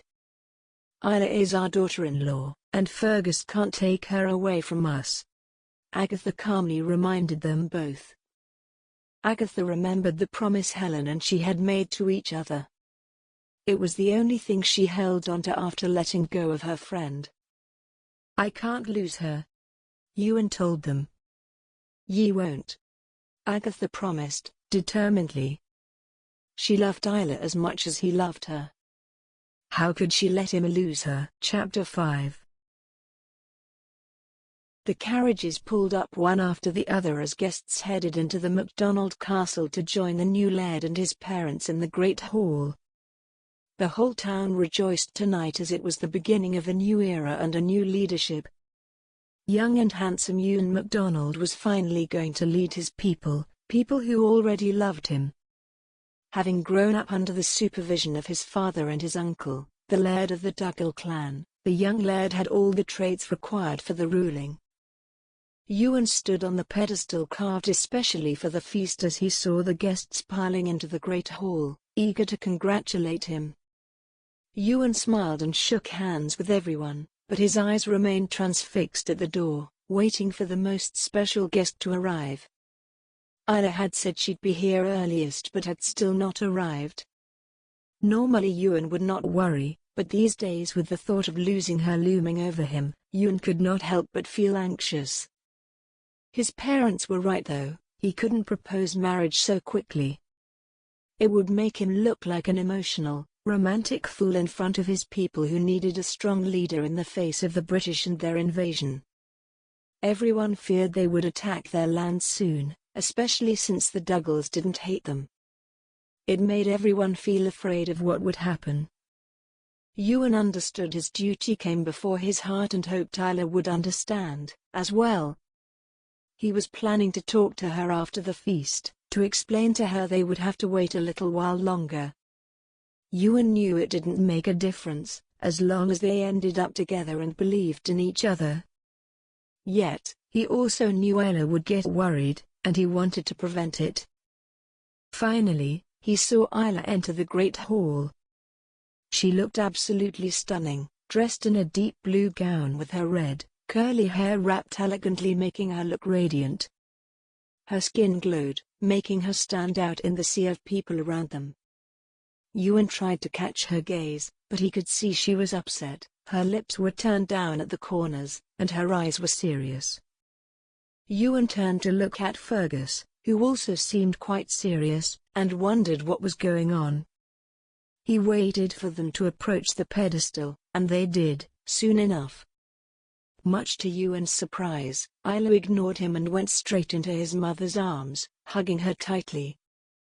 Ewan couldn't help but feel worried, but Fergus caught his attention, slapping him on the back.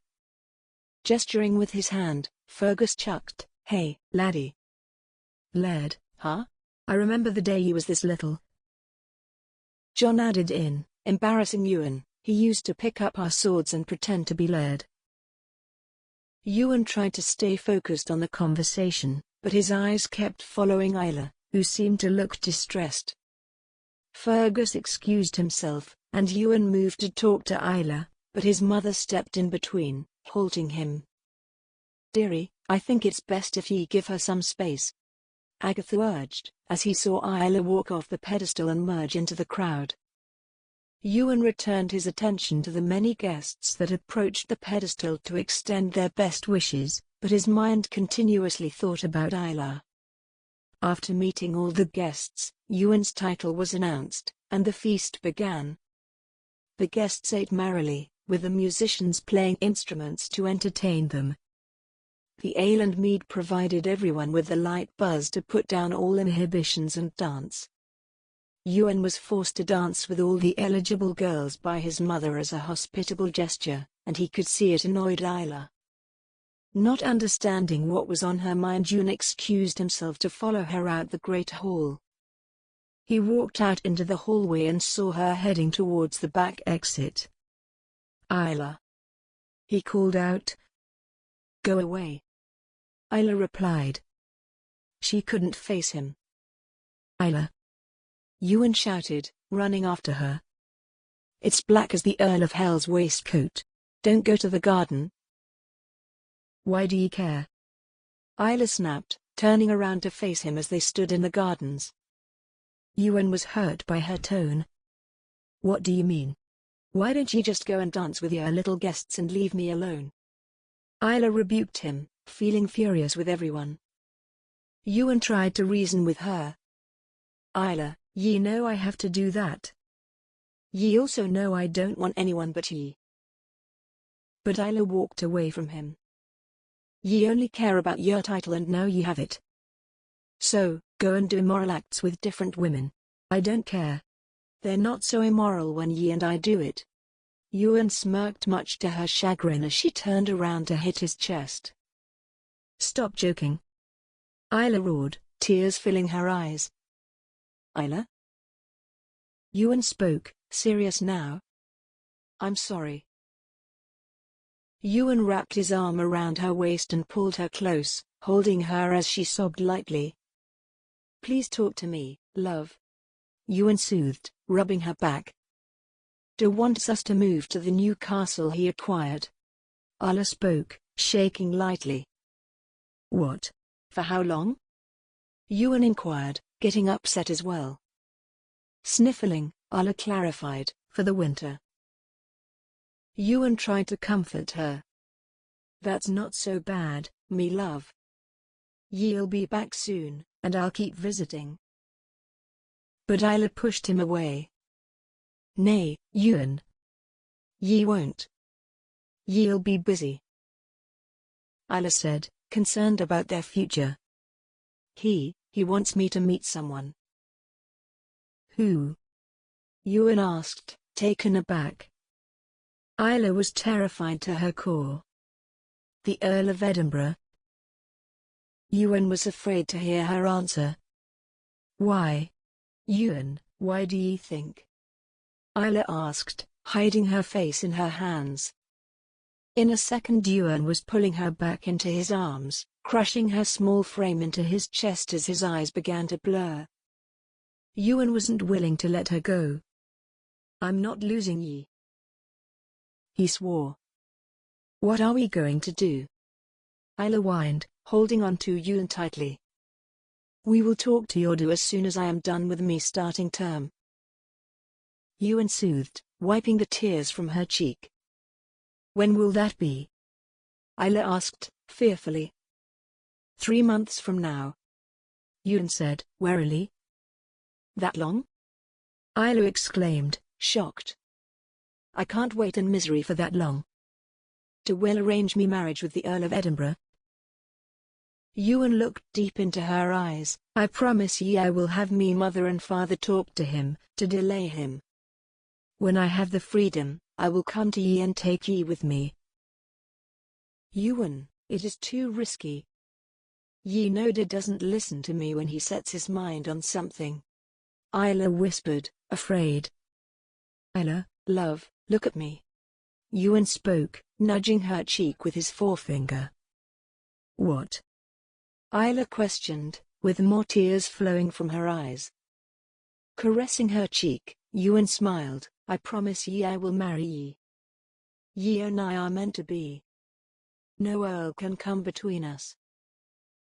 Isla voiced her biggest concern. What if he doesn't wait even after your parents talk to him? I don't think that will ever happen. Your father respects me parents and vice versa. They always listen to each other. Ewan said, confidently. Are ye sure? Isla asked, worried. I am very sure. Ewan said, besides, we have time, ye will leave after a while. Nay. Isla whimpered. We're leaving in less than a week. What? Ewan was stunned. For the life of him, he couldn't accept that his uncle who had lived in these lands for such a long time, was willing to leave them so quickly. Ewan could understand if he wanted to see what the new castle was like and manage its affairs. Ewan had been a bit surprised that he wanted Isla to join him and have her meet the Earl of Edinburgh. However, nothing had shocked him more than the brief time between this decision and their leaving.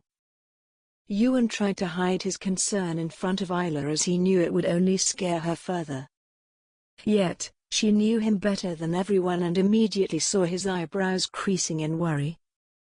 Running her hand over his forehead, Isla asked, "What are you thinking?" "Nothing."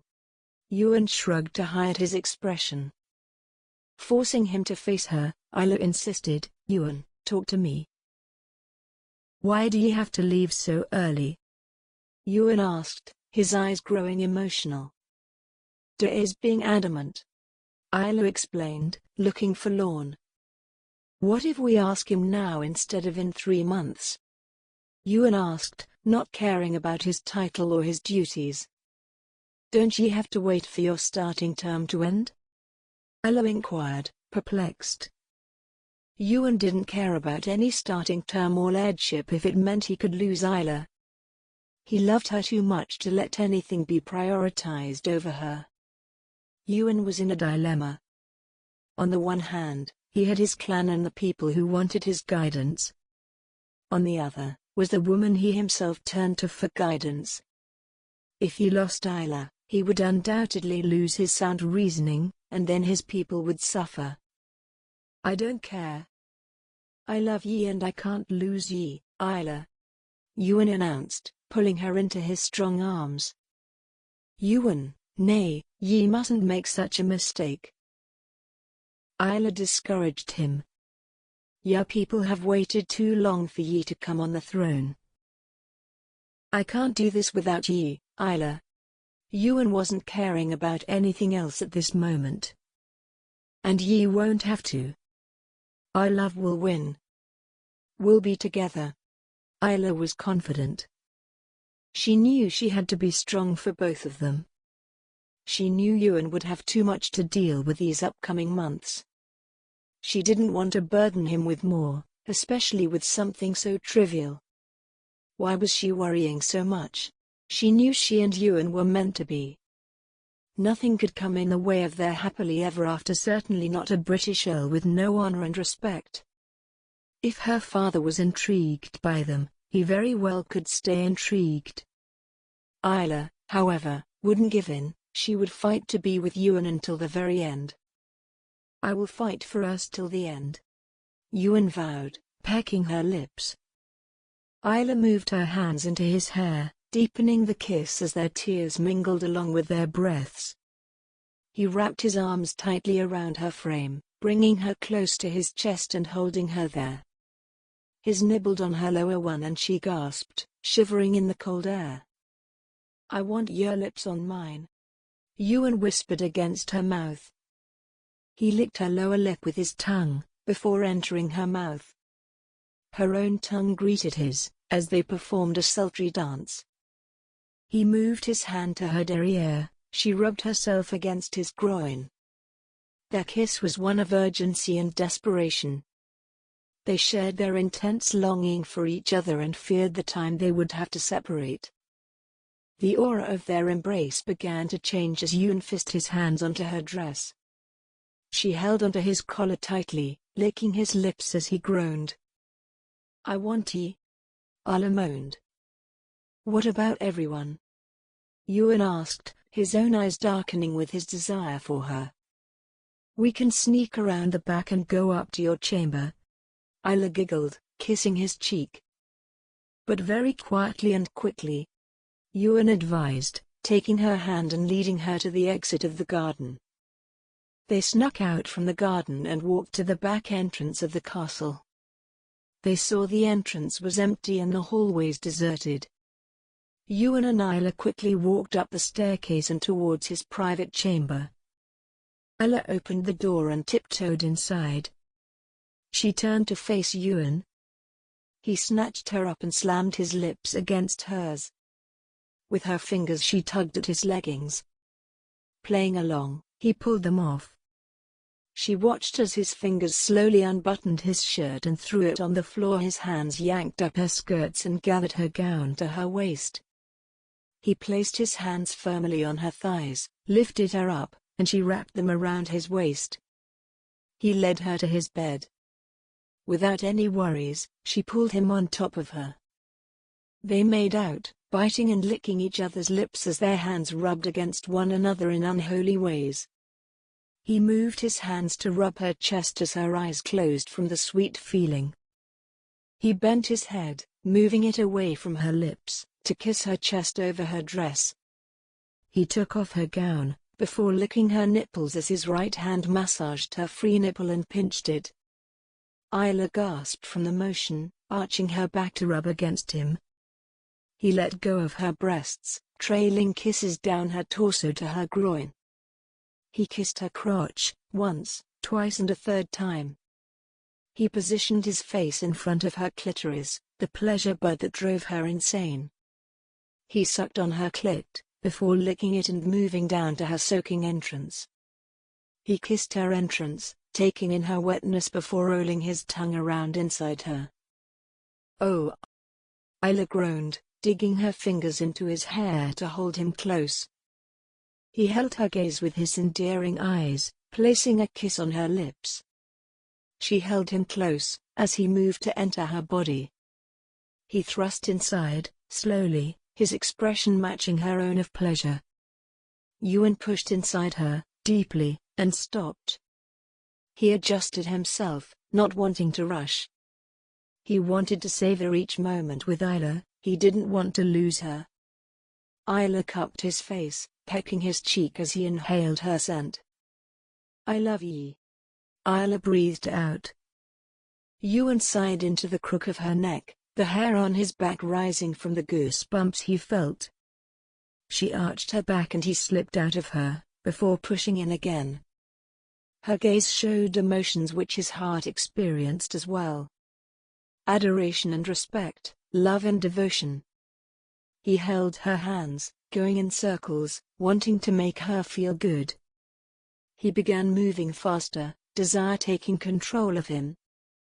Isla wrapped her arms around his shoulders, her nails digging into his skin as she moaned. He pulled out and went in, over and over, harder. She came with a jolt, finding release and clenching around him. He soon followed, climaxing and falling on top of her. They stayed like that for a few minutes, catching their breath as their thoughts settled down. Much was to be done, but for now, they allowed themselves a brief moment to be together and be one. Isla did not know when she would get to be with Ewan like this again, nor did Ewan know it. "Will you come say goodbye before I leave?" Isla asked, kissing his chest. Ewan rolled his eyes. "Of course, I will. We should head back, or someone will notice," Isla said. "They're too busy rejoicing a broken laird's lairdship." Ewan mumbled, hiding his face and trying hard to suppress a giggle.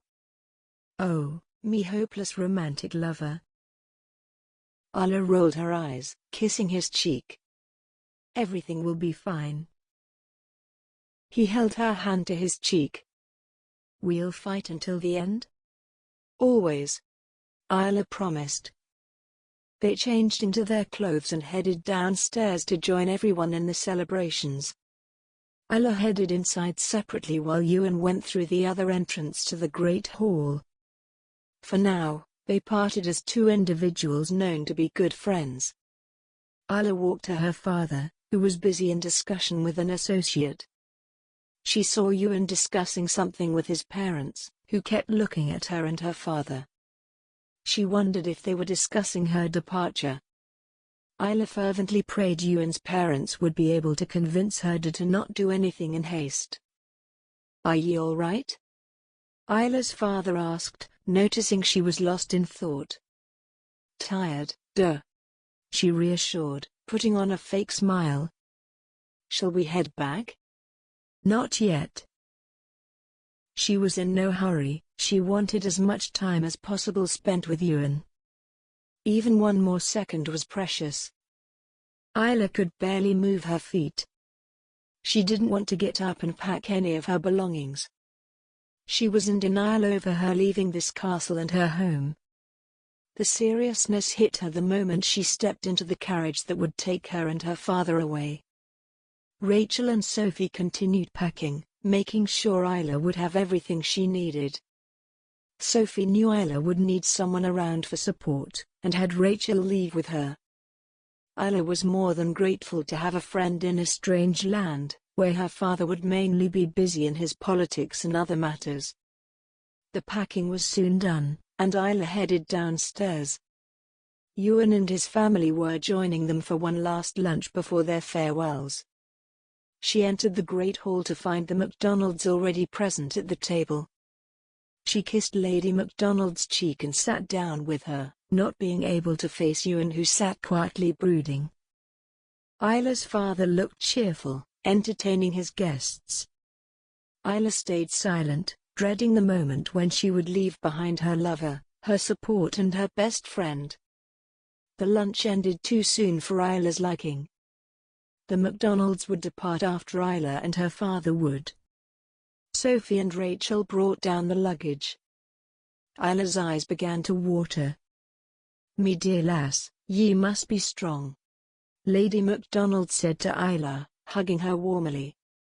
Hugging Lady MacDonald, Isla cried, "I'll miss ye so much."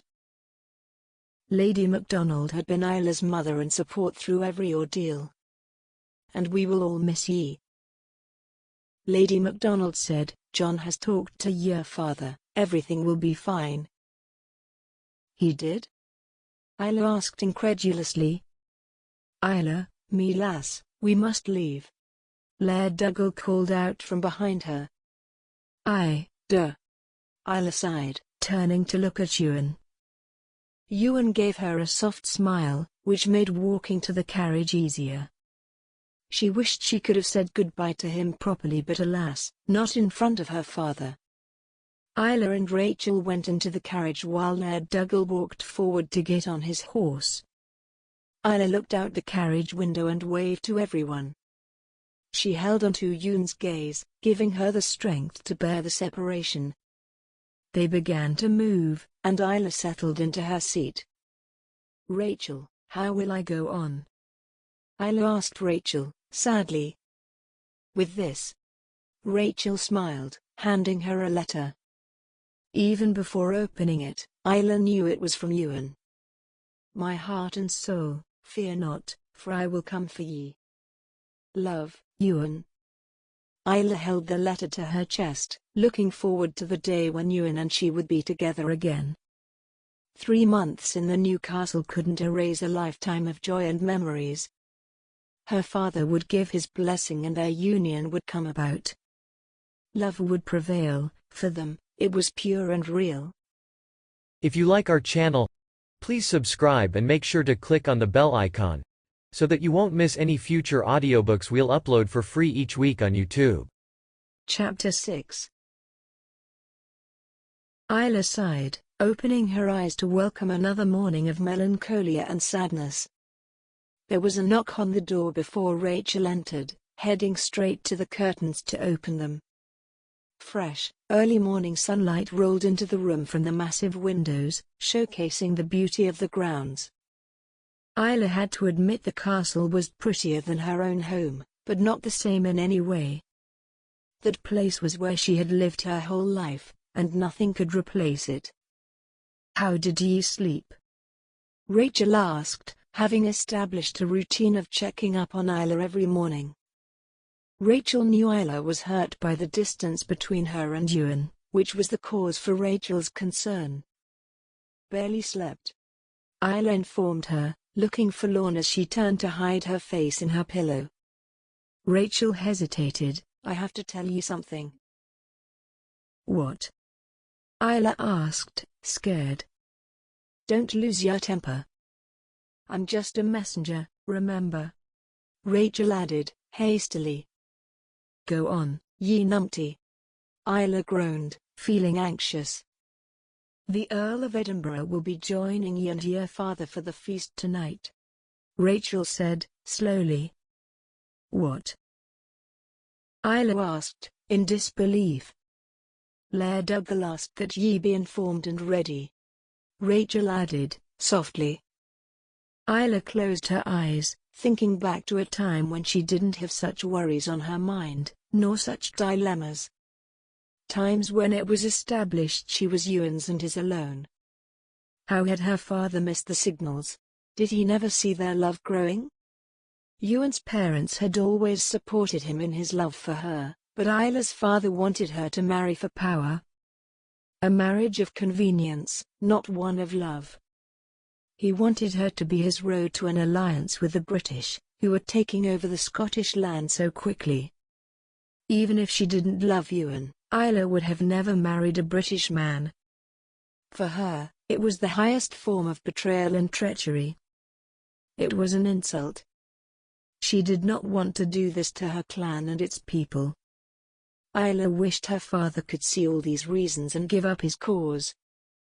Lately, she had been in touch with Ewan only through letters, as he was busy with his new duties and responsibilities. He had promised to visit as soon as possible and sort out this Earl business. However, sneaky as her father was, he had invited the Earl of Edinburgh for dinner without letting her know. Perhaps even her father knew she would protest to this marriage and didn't want to give her a chance to go back home. "Is there a letter from Ewan?" Isla asked Rachel, hopefully. "Not this morning," Rachel replied, with a soothing smile. Isla felt guilty for adding more burden onto Ewan's shoulder since he was so busy these days. He would have to cancel many items on his schedule to make a trip to meet Isla and her father, which made her feel even guiltier. Isla nodded, deciding to get up from the bed and freshen up.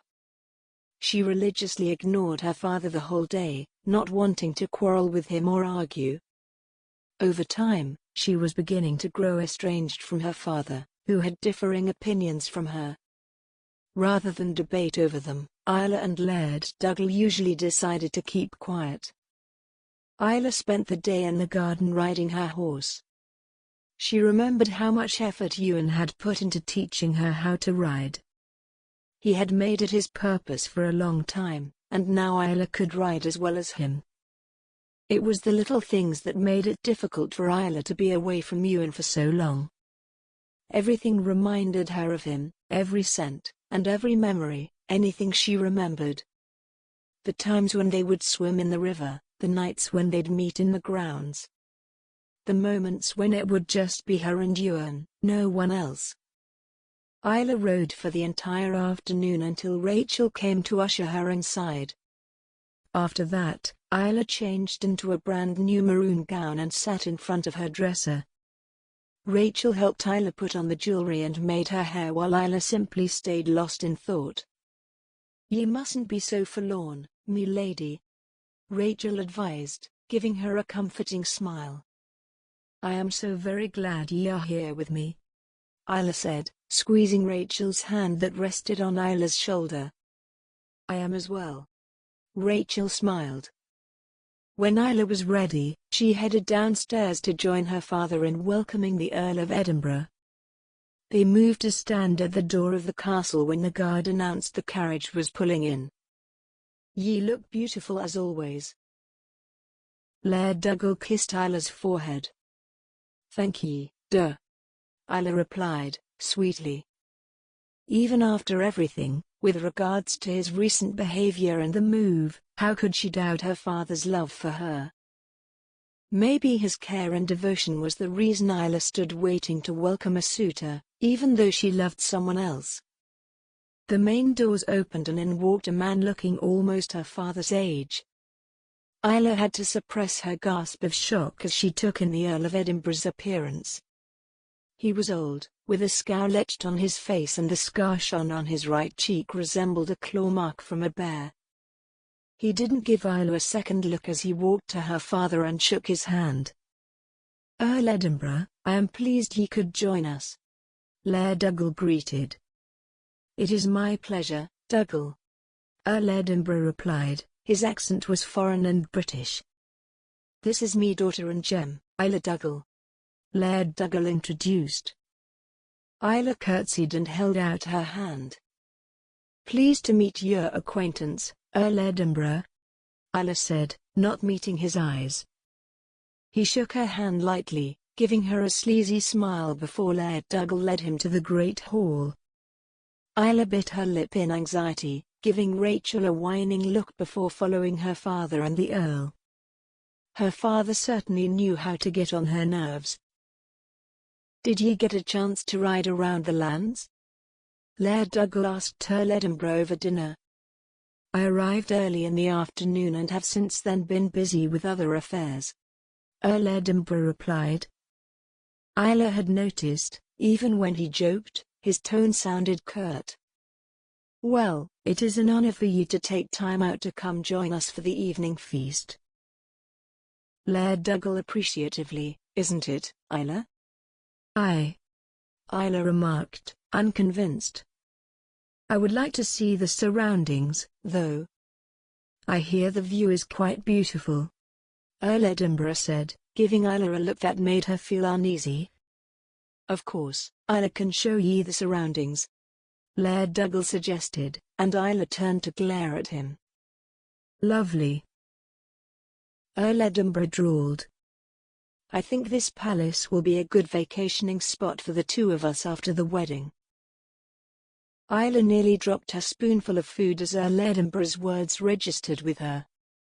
She turned to look at her father, who had become pale. "Aye, of course," Laird Duggal said, ignoring Isla's angry look. Isla stayed quiet for the remainder of the dinner, knowing better than to cause drama in front of a guest and only irritate her father further. She couldn't understand what he was doing and why he was doing this to her. Earl Edinburgh soon left. Isla turned to face her father, now looking sheepish. "How could ye?" Isla accused. "Have ye no care left for me? Am I such a burden?" "Nay, ye are not. But ye have a duty to your father," Laird Duggal snapped. "What duty if ye don't show any consideration for me?" Isla shouted, not caring about manners. "Isla, lower your tone," Laird Duggal roared, but Isla was beyond reason. "I will not. How could ye say aye to him without me consent?" Isla broke down. Rachel rushed to hold her as she struggled to stay upright. "Enough. Go to your chamber," Laird Duggal bellowed, his voice echoing in the castle and waking everyone up. Isla froze, her tears subsiding as she saw her father was not there. In his place was Laird Duggal. She wiped her tears and rushed past him, up to her chambers. She fell on her bed, gasping for breath as each sob shook her light frame. "Shh," Rachel soothed, rubbing her back. "I'll die if this happens," Isla sobbed, unable to stay calm. "We won't let it happen." "We'll inform Laird MacDonald immediately," Rachel suggested. Isla sat up, wiping her tears as an idea began to form in her mind. "Get me parchment and a quill," Isla asked Rachel, who rushed to follow the request. Rachel returned with the materials. Isla took them, rose from her bed, and walked to her dresser, She sat down on the ottoman and began to write. She poured her heart out into the letter, urging Ewan to rescue her from this prison and her father's shackles. She begged him and pleaded with him, using their love as a means to get through to him. She finished writing her long letter just as her wet eyes began to drop from sleep. "Rachel, get this to him," Isla said, drowsily as she fell on her bed. "I will." Rachel teared up herself, concerned by seeing Isla in such a state. Rachel held the letter in her hands tightly and headed out, wanting it delivered as quickly as possible. She was going to pass it on to the messenger. Ewan sat near the river, lost in his thoughts. He felt a dull ache in his heart, one that made functioning quite difficult. Everything seemed mundane to him, nothing held interest anymore. His days went by wondering when it would end, and his nights were spent in memories of his beloved. Though they talked through letters, Ewan couldn't help but want more. He kept racking his brain trying to find a way to contact Isla, find something to make the next 3 months pass quickly. Once Isla and Ewan's separation was over, nothing could come between them. Ewan got up from the grass and dusted off his back. These days, he was too busy even to notice where the time went, but he did allow himself an hour to ride out to the river and sit and think. He got back up on his horse and headed to the castle. When he reached the castle, he went directly to his office, rather than to the evening feast. Sitting on top of official documents was a lone letter. Familiar with the writing, Ewan knew it was from Isla. He picked up the letter and began to read, the words making him freeze on the spot. "Ewan, all the dreams we had, all the hopes we carried, they have been shattered. My love, my father brought me here to trap me. Trap me in his vice so I become his pawn in a game of politics. I didn't ken what has happened to my dad, but he is not mine anymore. He has promised my betrothal to the Earl of Edinburgh already. Come save me, before I give in to the melancholia that suffocates me. Yours forever, Isla." Ewan reread the letter, not believing what he saw.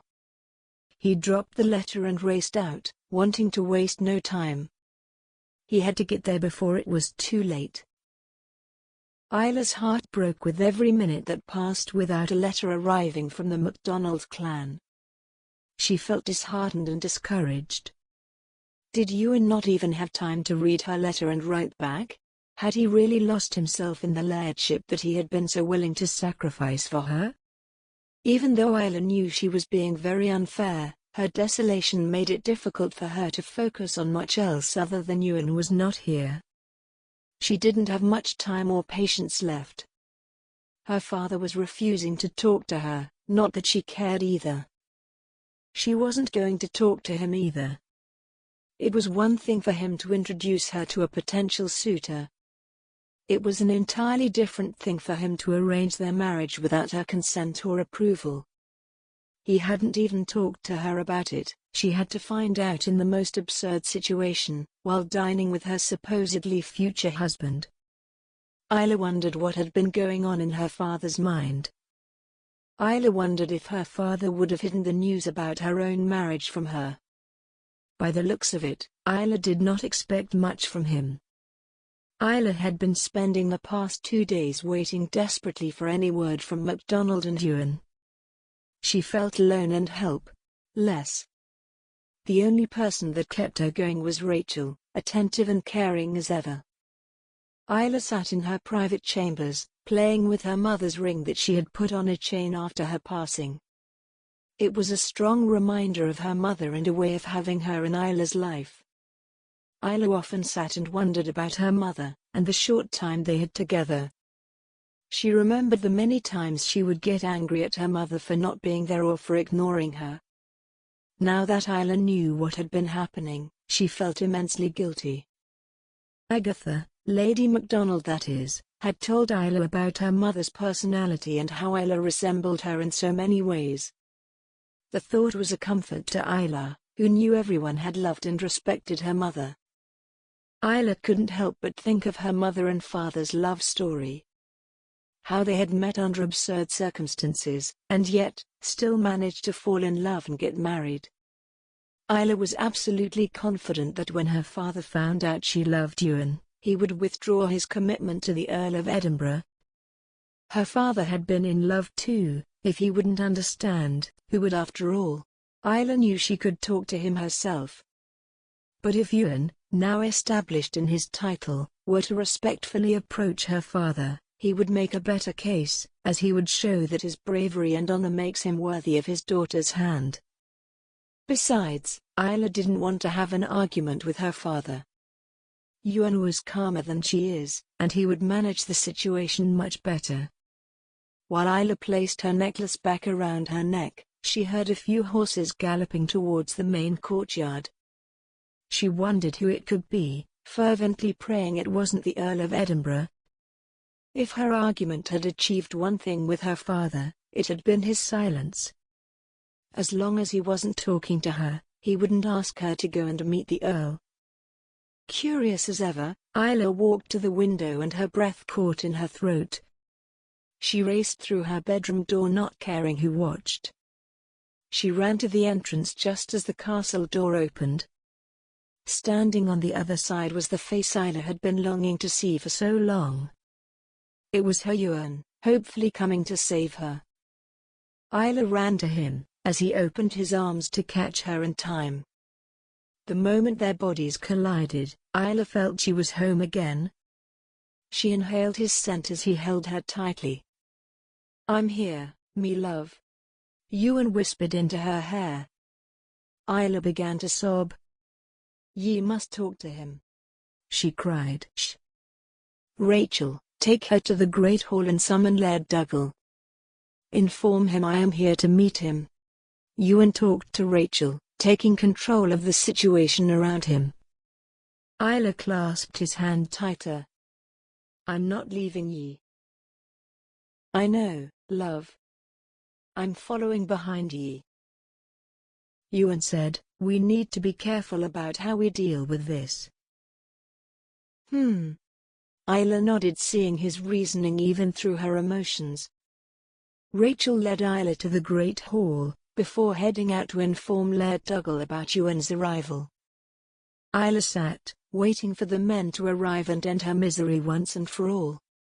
A few minutes passed, and she heard Ewan and her father laughing as they entered the Great Hall. This was a very good sign, according to Isla. "What brings you here, me boy?" Laird Duggal asked, patting Ewan's shoulder. "I was in the area to hunt." Ewan lied, smiling. "I thought I could take this opportunity to discuss an important matter with ye." Aye, of course. Come sit." Laird Duggal led Ewan to the table, blatantly ignoring Isla, who in turn ignored him. "Then, me lad, what did you want to discuss?" Laird Duggal asked after Rachel had served them tea and bread. "Isla and I have been friends for a long time." Ewan began to speak, strongly. "We have grown up together." "Aye," Laird Duggal said, hesitantly. "Uncle Fergus, I love Isla more than anything in this world and I wish to marry her with your blessing," Ewan said, holding Laird Duggal's gaze. "Nay, it can't happen," Laird Duggal rejected, not giving it a second thought. "May I ask why?" Ewan questioned. "Because I have promised her to another suitor already," Laird Duggal stated, curtly. Keeping his tone neutral, Ewan stated, "Uncle Fergus, I don't think Isla will be happy in that union." Laird Duggal became angry. "She is me daughter, and I will decide what she does or does not like." Isla couldn't stay quiet any longer. "Ye can't do this," she screamed. "Isla." Ewan tried to calm her, but Laird Duggal was having none of it. "Ye dare disrespect your father in front of an outsider?" Laird Duggal loudly admonished. Isla clenched her fist and squinted her eyes. "Outsider? He is a better family to me than ye," Isla screamed. "Rachel, Take her up and lock her in her chambers. I'll see to it that she marries who I choose. Laird Duggal ordered. Rachel waited for a second, but when Laird Duggal moved to grab Isla, she rushed to her side and coaxed her to leave. Laird Duggal pointed his finger at Ewan. "And ye. Get out of here. I don't want to see ye here again." Ewan was stunned. "Nay, Ewan," Isla cried. Ewan turned to give her one last sad look before leaving the great hall. For now, the conversation had not gone as planned. Ewan wouldn't give up though. He would fight harder now. If he had to run away with Isla, he would. He wouldn't let her suffer this way, not at the hands of Laird Duggal or any British man. Chapter 7. Ewan paced the hard forest floor as his men and comrades set up camp for the night. Ewan had already informed his parents that he would be staying here until he could convince Laird Duggal or find another way to bring Isla back to their lands. Ewan racked his brain for ideas but couldn't see any. He wondered if running away was an option. He heard the branches behind him move and saw a silhouette wavering. "Show yourself," Ewan ordered, placing his hand on his sword. Much to his surprise, Rachel stepped forth from the branches, looking utterly scared. "Rachel, what is the matter?" Ewan asked, fearing for Isla. "She has been locked. Laird Duggal has stated she can't leave again until the day of the wedding." Rachel whimpered as Ewan's heart hurt. "Please take her away from there." "She'll run away with ye," Rachel begged, innocently. "How will we get her out of there?" Ewan inquired, seeing no way to get past Laird Duggal. "I will take the key from Master's office and free her," Rachel explained. "Ye need to be ready to leave the moment she is here." "But he will punish ye," Ewan gasped, not willing to let her make this sacrifice. "Ye must come with her and go back with us." "I will see. I can't make a promise." "Ye will need to have someone to keep an eye here," Rachel clarified, reassuringly. "Then ye must do this soon and bring her to me." Ewan willingly agreed. "I will. Prepare your men for the night tomorrow," Rachel said, urgently. Ewan didn't want Isla to suffer for so long, but knew he had to wait, otherwise, things would get worse. "I will wait," Ewan told her as she went back into the woods and towards the castle.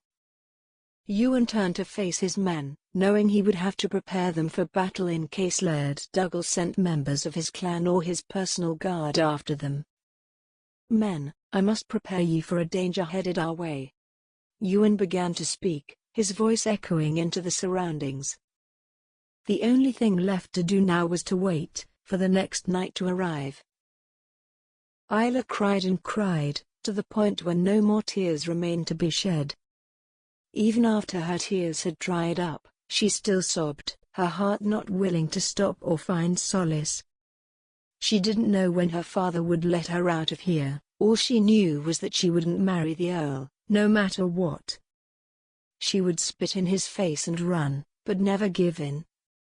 Isla curled into a ball as she heard the door to her room open. Her father was the only one who had a key, and Isla did not want to see him.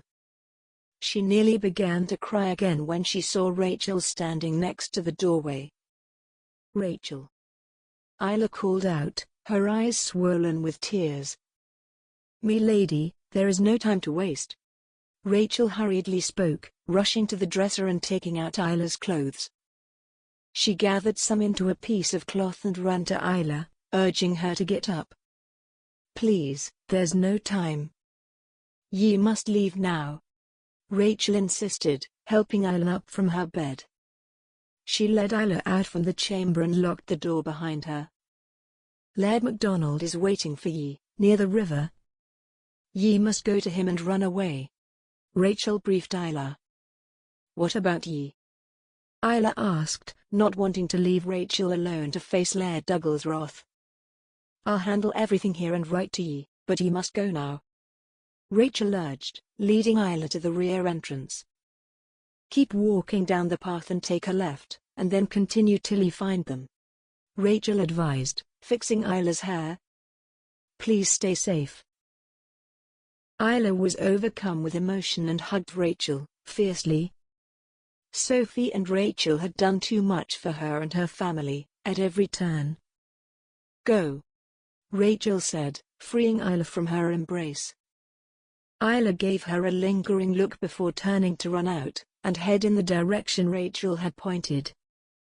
Isla couldn't believe Rachel had risked her own safety for Isla's happiness, while her father acted like a villain in her life. Isla ran down the pathway that went through the small garden that led her out to the grounds. She tried very hard not to think about anyone watching her flee from the windows, or the consequences Rachel would have to face.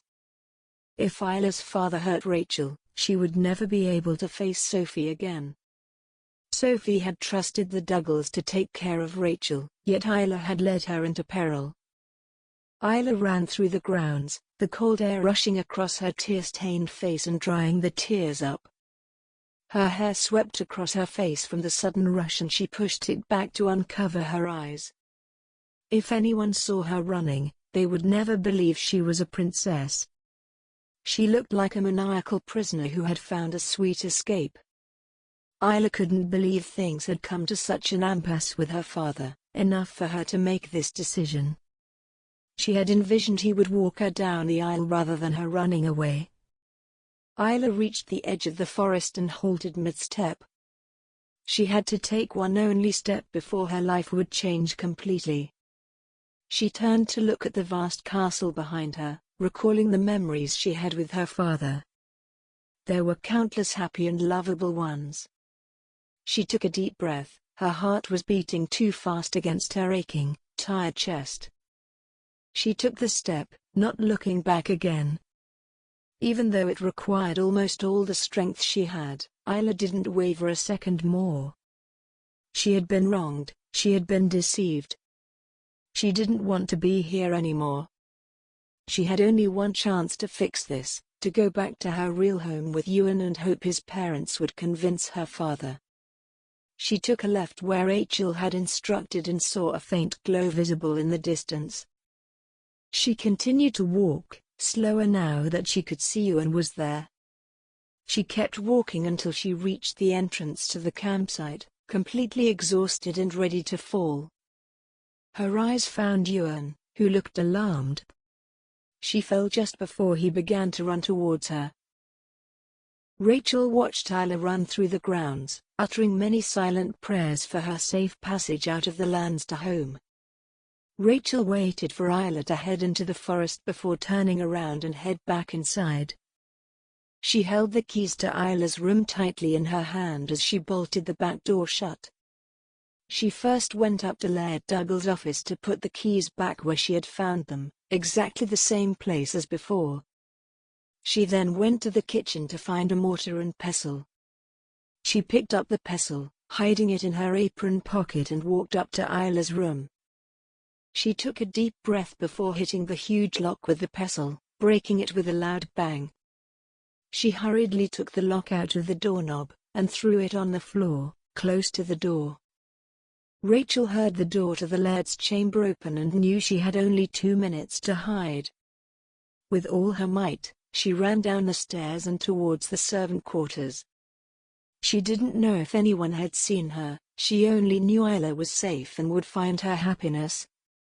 That night, much to her surprise, Rachel slept without any worries, content with what she had given to her friend. Freedom. Ewan wiped the sweat off of Isla's face as he prayed for her to wake up soon. Ewan wanted to be away from this area before the sun rose and Laird Duggal found Isla's room empty. He rubbed Isla's hand, wanting to keep her warm. Even if Isla woke in an hour, Ewan was comforted knowing his men were ready to leave at a second's notice. He wondered briefly if Rachel was fine but was distracted when he saw Isla beginning to move. Her eyes fluttered open, and she coughed, her chest heaving. "Hey, you're safe," Ewan soothed, rubbing her head as she whimpered. Feeling petrified, Isla warned, "We must leave before he comes after me, Ewan." "We will. We'll leave the moment you're ready, me love," Ewan reassured Isla, who seemed lost in a frantic daze. "Now, we must leave now," Isla said, panicked. "All right, me love. Drink some water, and we will leave." Ewan offered her a flask of water to keep her hydrated. He felt angry for what Laird Duggal had done to his own daughter. Isla looked so shook and traumatized, since her own father had betrayed her so badly. "Ye promise?" Isla asked, holding his gaze with her tearful one. "Aye," Ewan said, helping her drink the water. "Come," Ewan said, holding out his hand for her after she drank the water. They walked to the clearing where the men stood waiting, stationed next to their horses. Ewan mounted his horse, then turned to help Isla up onto the back. When they were both ready to depart, Ewan turned to address his men. "Protect Princess Isla over me if we are attacked. Keep vigil, me men," Ewan ordered. "Be brave in the face of fear and merciful in the face of conflict." "Aye," the men roared in unison. Ewan rode his horse out from the forest onto the broken road as his battalion of men followed. Isla wrapped her arms around his waist tightly, afraid of what the next morning would bring. For now, she knew she was safe and away from evil. All she waited for now was to reach her home, to be where she belonged. Ewan focused on the road ahead of him, both literally and figuratively. He didn't know how the council would react to him making this decision, yet, he knew his parents would support him, as always. Isla had been and always would be family. The McDonalds protected their family, no matter whom from. "Will we win?" Isla asked Ewan sleepily. They had been riding for almost 2 hours now, coursing through the cold wind that had lulled Isla to a dull, hazy state. "We will, love," Ewan whispered into her ear. Halfway through the journey, Ewan had Isla shift to the front, so he could hold her while she slept. Ewan's friends and member of his clan followed behind, not intruding the couple's space. Isla sat in front of Ewan, facing him rather than the road ahead with her arms around his neck. They were talking as if the sound of the wind didn't exist. What existed was them and their love for each other. "I don't want to hurt him," Isla moaned, upset. "Ye can't sacrifice yourself for his happiness either," Ewan comforted, kissing her forehead. "Will I find the happiness though?" Isla asked, afraid. "What do ye see in me eyes?" Ewan asked, looking at her. "Love," Isla said, finding her answer. Ewan slowed down the horse when he saw a fire in the distance. His mind began to race as he tried to think of who could be out in the forest right now. It could either be a hunting party or worse, nomads. One of Ewan's most trusted men came forth while the others stayed on guard to make sure they wouldn't get attacked. "What do we do, me Laird?" James asked, concerned. "If we turn around now, we risk running into Laird Duggal's guards," Ewan said, trying to think of a way through this. "We can head through the north pathway," James suggested. "It will take us a day more to reach home." Ewan rejected the idea. "Shall we trust in God and head forth, me Laird?" James asked, seriously. "Aye, prepare the men," Ewan said, taking out his sword from his belt. "Isla," Ewan called out, catching a scared Isla's attention. "Take this," Ewan said, handing her a dagger. "I trust you remember how to use this." Ewan chuckled, trying to ease her worries. "Aye, ye taught me well," Isla said, smiling softly. "Let's go," Isla said, courageously nodding as Ewan led his horse forward. They reached the fire and the men surrounding it turned to face the battalion. Noticing the loot that surrounded the men's horses, Ewan could tell they were nomad bandits. Well well. One of the men smirked, getting up. Toll please. Another said, chuckling. What for? This is a public pathway. Ewan told them, indifferently. Don't be so smart, fellow. The first man said as the five behind him snickered.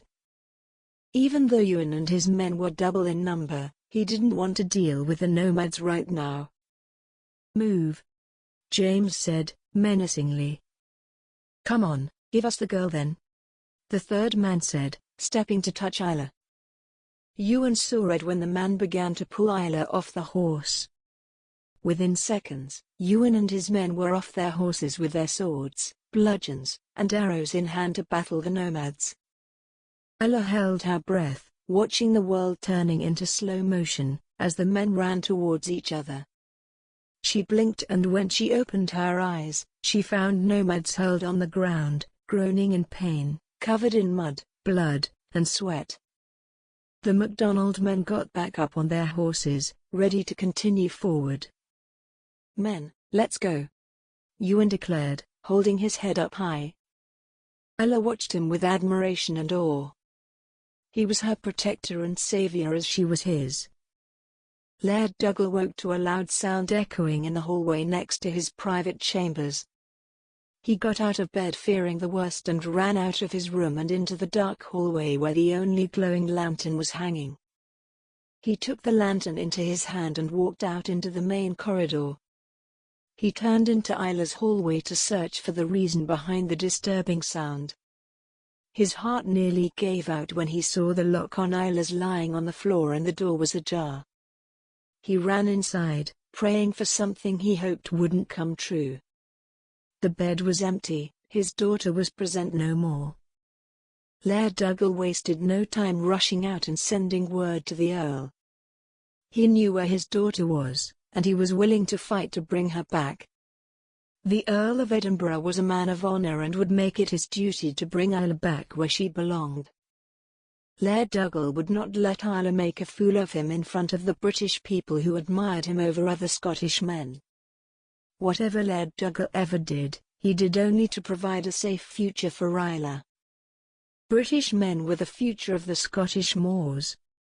One could choose to defy them and the inevitable, or make an alliance and become a united front.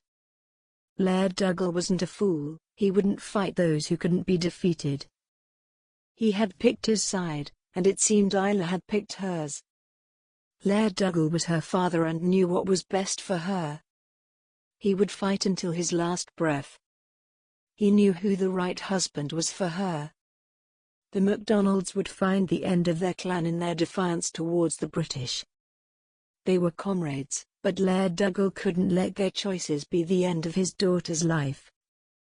After alerting the guards on duty to search for Isla, Laird Duggal spent the remainder of the night pacing.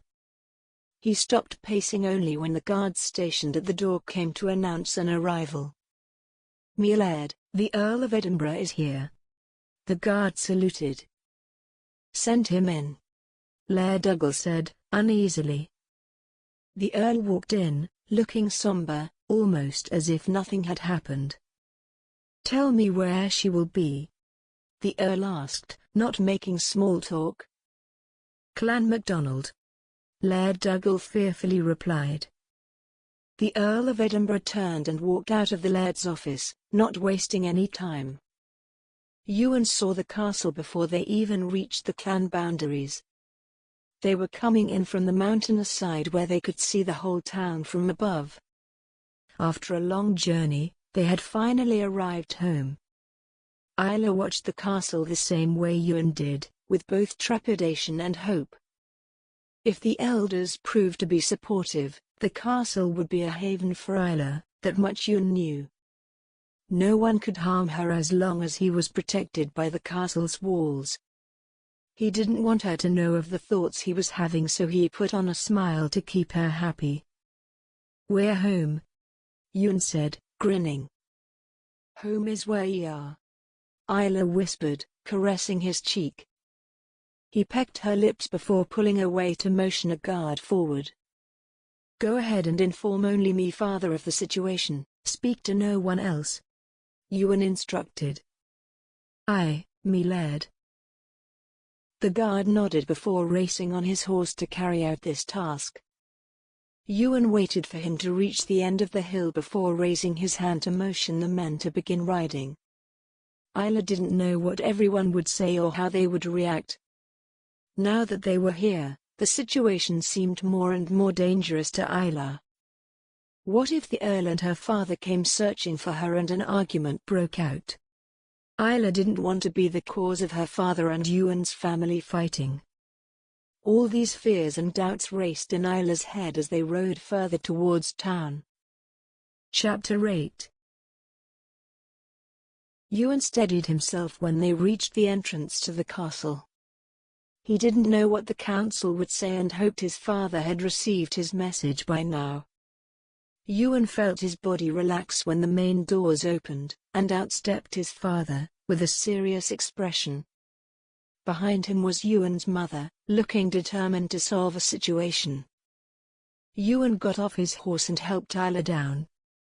The moment her feet touched the ground, she was running to Agatha, for her comfort and warmth. "Shh, me wee lass." Agatha hushed Isla, who had broken down into sobs the moment they embraced. "He locked me in me chambers," Isla wailed, the grief taking over her.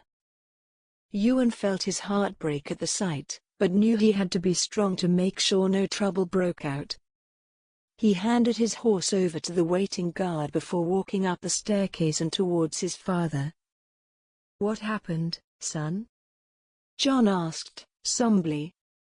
"Laird Duggal reacted in such a way that I couldn't leave her there," Ewan informed his father. "I am sorry if I was irresponsible, duh." "What do you mean?" Agatha reprimanded Ewan. "Of course, ye couldn't leave her there. I would have never forgiven ye." "Let's get Isla inside and then talk," John suggested, leading Agatha and Isla inside the castle. They walked to the private parlor on the second floor. Agatha helped Isla lie down on the sofa while John and Ewan walked to the corner to converse privately. "How bad is it?" John inquired, hoping Ewan would understand what he was asking about. He didn't want to listen after I proposed. It was as if fear had built inside his head the moment he heard me speak of the matter. Like he knew it was going to happen, but also that he wouldn't benefit from it. Ewan tried his best to explain Laird Duggal's behavior. He fears how the British troops will react when they receive no bride. It was core to their alliance and the treaty they had made. John agreed, getting the main point of the event. He went as far as to accept and arrange the marriage proposal, without Isla's knowledge or consent. Ewan informed his father, whose eyes widened in shock. "Isla, is that true?" John turned to ask Isla, who was currently drinking milk with Agatha's help. "She can't speak right now, she needs to rest," Agatha scolded John, who looked embarrassed. "Me dear, we have no time to waste. I need as much information as possible before I take this to the council," John remarked, his eyes looking insistent. "Oh, all right, only a few queries, and then I'm taking her to bed," Agatha conceded, giving her husband a serious look to make sure he would keep his questioning short and simple. John walked, keeping a hand on Ewan's shoulder to move himself, and sat down at the sitting arrangement opposite Isla. Ewan stood next to him, with his arms folded in seriousness, and his face was etched with concern as he gazed at Isla. She looked utterly tired and wearied, almost as if she had walked the whole journey back to home. Her eyes had fear in them, masked only by a brief glimmer of security brought on by being around Agatha and John. "Isla, dear, can you tell us exactly what happened?" John asked soothingly. "Dad told me about the Earl before we moved to the other castle."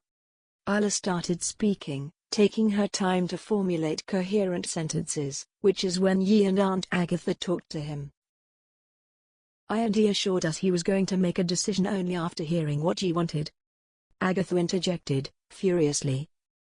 Ewan could see his mother was the angriest in this situation. She had practically raised Isla, after Helen had made her promise to keep her safe.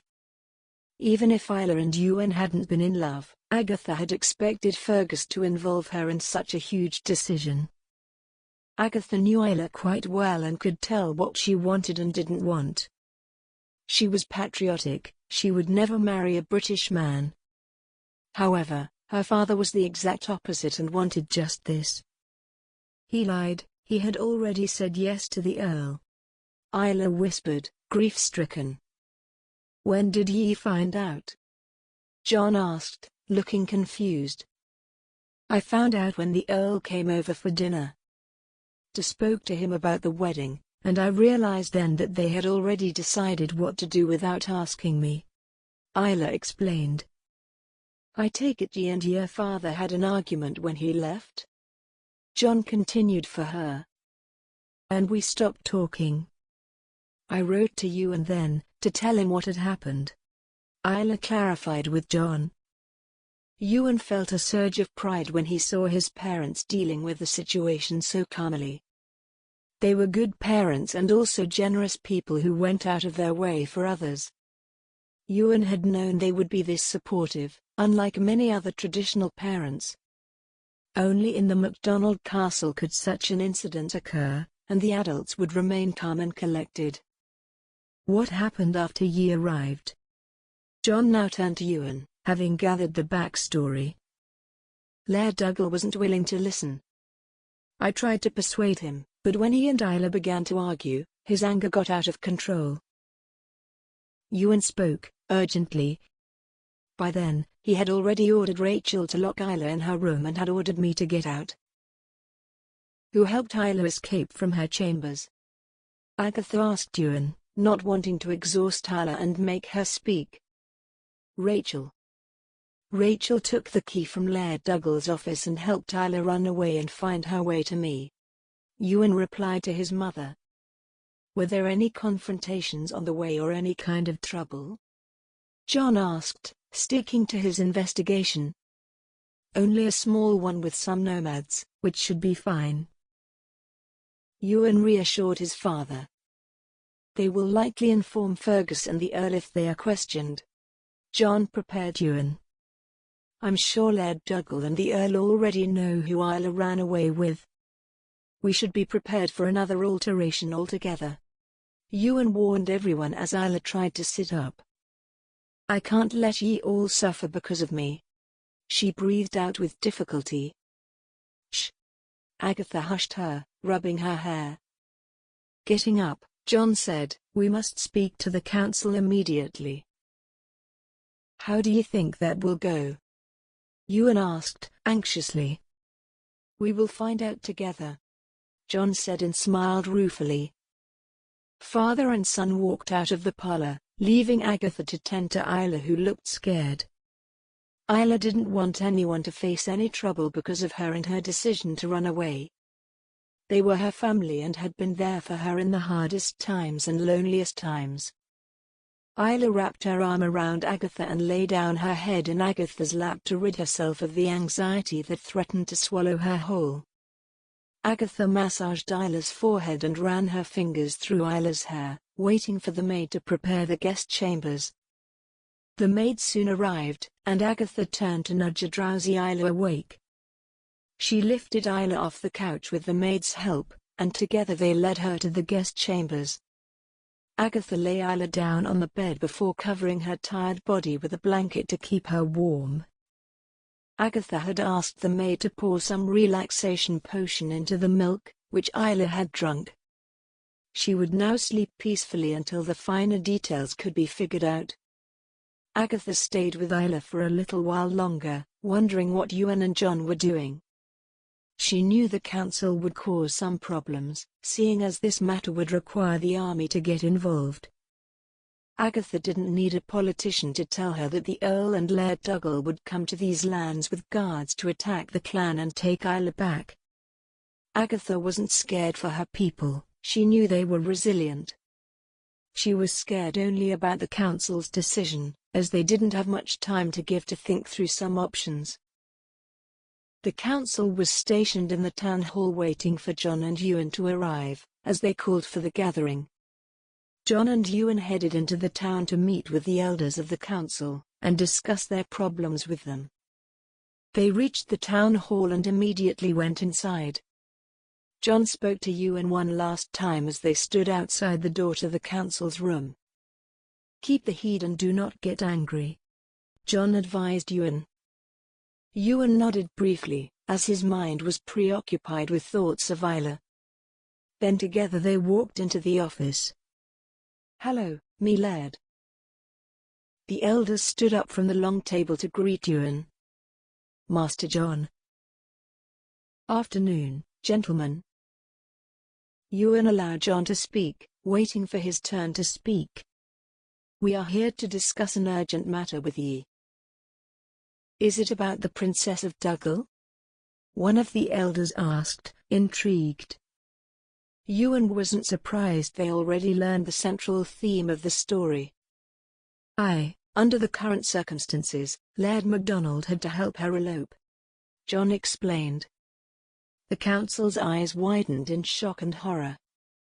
John and Ewan both expected such a reaction from the elders, seeing as they would see Ewan's involvement with Isla as a childish decision rather than a heroic act of love. "Why, that is preposterous and will show badly on the reputation of everyone who associates with the MacDonald name," another elder added, haughtily. "Aye, if done so with bad intentions. If anything, this shows that we are willing to go down to fight for an innocent," John reasoned. "Or lay down our family over love." A man sitting in the corner smirked, which irritated Ewan. "I am Laird and everything I do for the people. I would never endanger anyone on purpose." Ewan snapped, and his father gave him a warning look. "But ye have endangered us," the first man to speak said. "When the Duggals arrive, it will be us who suffer the loss, not the princess." "Not if we are prepared," Ewan told them with confidence. "And how do ye propose we do that?" the council asked Ewan. "By preparing our guard for the confrontation," John said, seriously. "We can do this with ye or without ye. Either way, we will protect Princess Isla." Ewan felt a surge of emotion rising in his chest for his father, who was willing to go against the council to keep Isla safe. Ewan prayed he could one day become a leader like his father and do as much good as he did. Then go forward with the plan. The elders agreed, giving their consent. John smiled at them while Ewan turned to walk out, wanting to get back to the castle. "Laird MacDonald, remember the line between victory and defeat. Remember when to withdraw. Break time equals 500 milliseconds," one of the elders, Richard, said, mysteriously. Ewan gave him a lingering look before nodding and continued walking out the room. John followed behind him, both more relaxed now that they could have the battalions involved. "I will go meet the guards.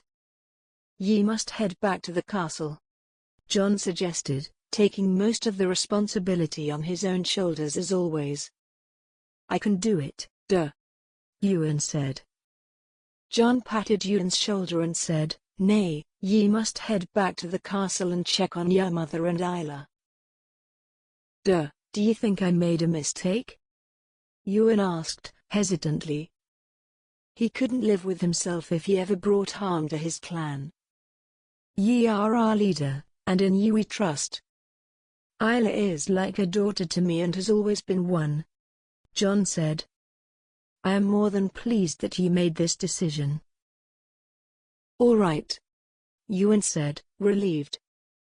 "Go home, son. We have long days ahead of us," John called out, and they both headed in different directions. After some time, Agatha heard the door open and saw it was Ewan, looking slightly hopeful. Isla was fast asleep on the bed, possibly asleep for the whole day. "How did it go, Ewan?" Agatha asked, worriedly.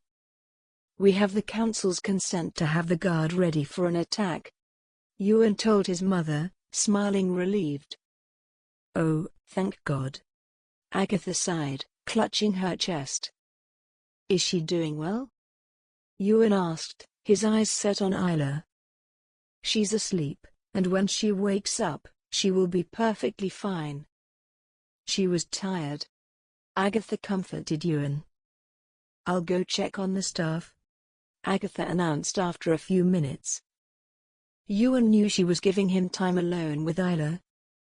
She left, closing the door behind her.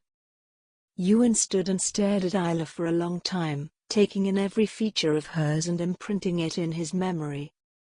He took off his armor and went to lie down next to Isla.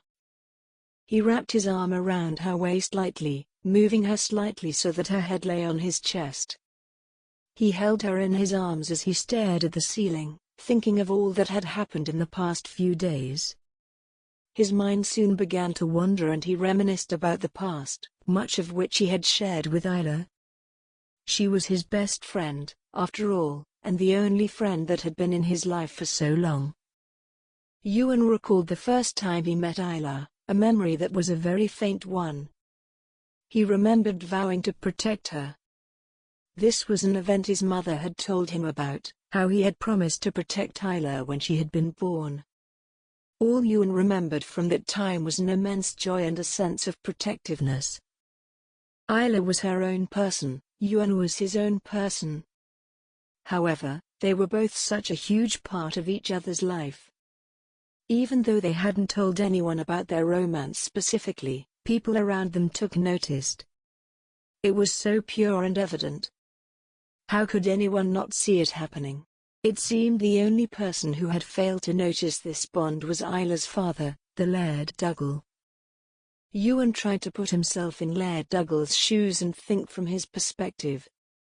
Yet, all he could see was a man who had stopped thinking on his own and had allowed a group of people to dictate his life and his decisions. Sometimes, Ewan understood Laird Duggal and why he lived the way he did. Yet all that reasoning went out the door when he would ask Isla to live the way he wanted. Such thoughts continued to circle in Ewan's mind. He soon began to drift into fantasy, leaving reality behind as his eyes closed shut. He fell asleep, holding his entire universe in his arms. Isla woke up to the sun burning her cheek, in the sweetest way possible. She felt Ewan's presence before noticing it, for his frame was right underneath her. He had fallen asleep in the same chamber as her last night, having been too tired to move. She lifted her face to see he was still fast asleep and looking peaceful. Isla used this time to admire his calm face, which was usually such a huge display of multiple emotions. Isla always thought Ewan was a burst of colors, going from one side of the spectrum to another in a few seconds. It was difficult to get him to sit straight, not even for a portrait. Isla remembered the time when they were both children and their parents had wanted to get a painting of them done. Ewan had been so restless that the painter had given up entirely before the end of his session. The memory made Isla giggle, and the motion alerted Ewan, who began to stir. His eyes fluttered open, and he turned to face Isla, who gave him a shy look. "Morning," Isla said, feeling better than last night. She didn't know how long she had slept, just that she felt well rested and ready to face anything. "Morning," Ewan croaked out, moving to come face to face with her. "How are ye feeling?" Ewan asked Isla, rubbing his hand over her face. "Better," Isla said, snuggling into him. Ewan smirked, suggestively, as she hid her face in his neck. His hands roamed into her hair, holding on as he lifted her face to face him. He looked into her eyes while slowing, bending to take her lower lip between both of his. He sucked on her lower lip, massaging her back. Isla wrapped her arms around his neck, grabbing onto the ends of his hair as he shifted to bring her on top of him. They chuckled as her dress caught between her legs, causing them to fall on top of each other rather than separate. Ewan's lips connected with hers as he watched her smile. He couldn't hold back his love for her. The atmosphere of the room suddenly changed into a more sensual one as Ewan's hands grabbed onto Isla's waist, while her hands held onto his shoulders. They continued to kiss, deeply and with such ferocity as their bodies ground against each other. When Isla moved her hand over his erection, Ewan groaned into her mouth. Not wanting to waste another second, Ewan undressed her and took off his own clothes. He went down on her, building up her wetness as Isla moaned into the pillow. He took his sweet time before repositioning to enter her. He pushed inside her, making her gasp and squeal with pleasure. He circled his pelvis once, to go deeper inside her, then pulled out over and over again. Isla wrapped her thighs around his waist, trapping him as his thrusts became harder. She could feel her walls clenching from the way he moved inside her, rubbing every wall. She ground her hips against him, wanting the friction that made her lose control. When it became too much, her body began to shiver from the euphoric feeling and she came. He finished inside her, his penis pulsating with a sudden jolt. For a brief moment, Isla and Ewan were the only two people that existed in this world. Chapter 9.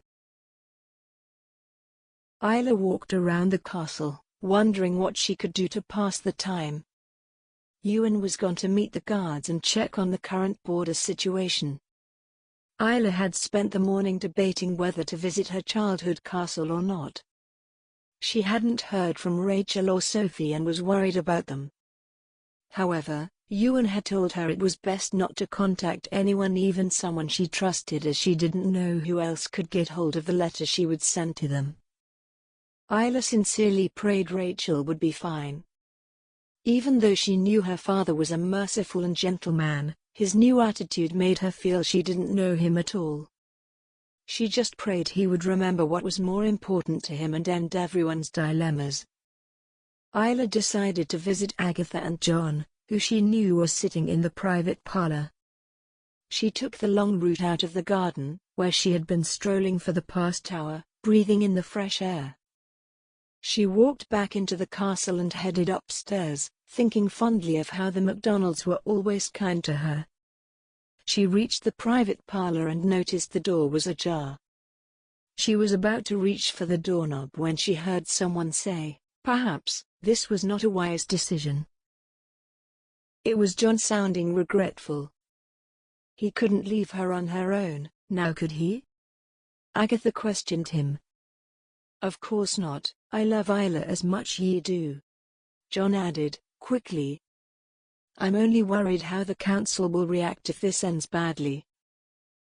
"What do you mean?" "In the end, Ewan is the Laird," Agatha told him, quite confused.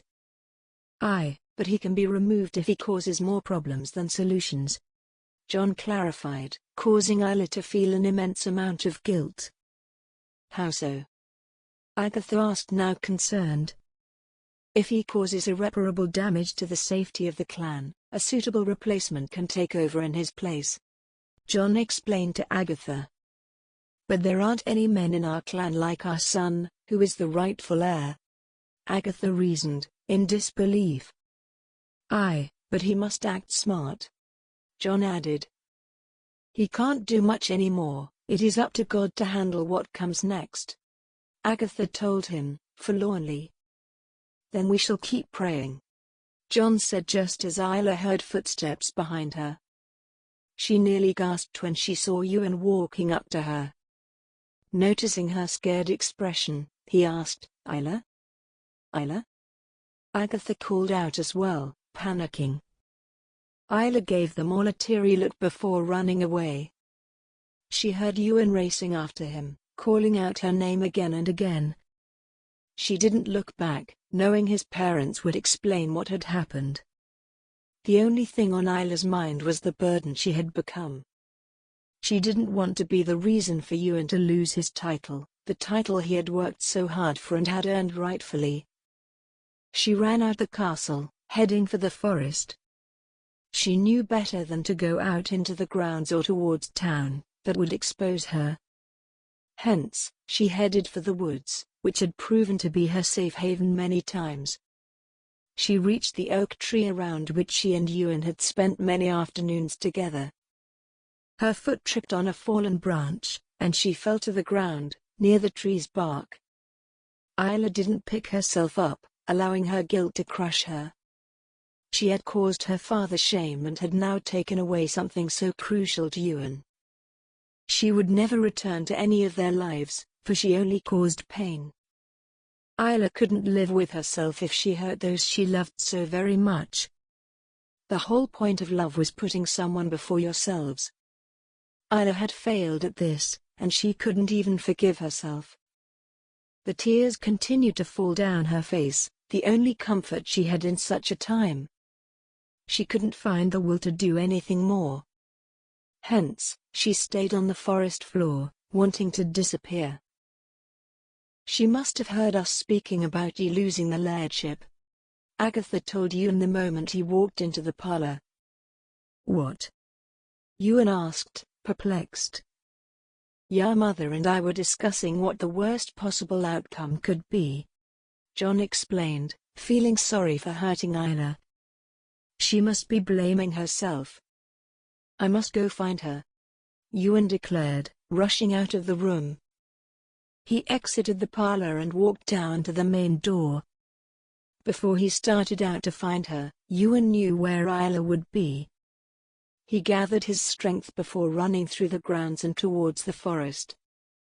He headed to the part where the oak tree stood, a symbol of his and Isla's love.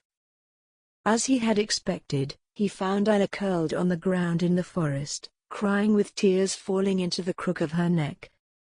Ewan waited for her to look up and see it was him who had come to find her rather than a stranger. She looked up, her eyes looking hollow. More tears gathered when she saw Ewan, and she broke down, covering her face with her hands.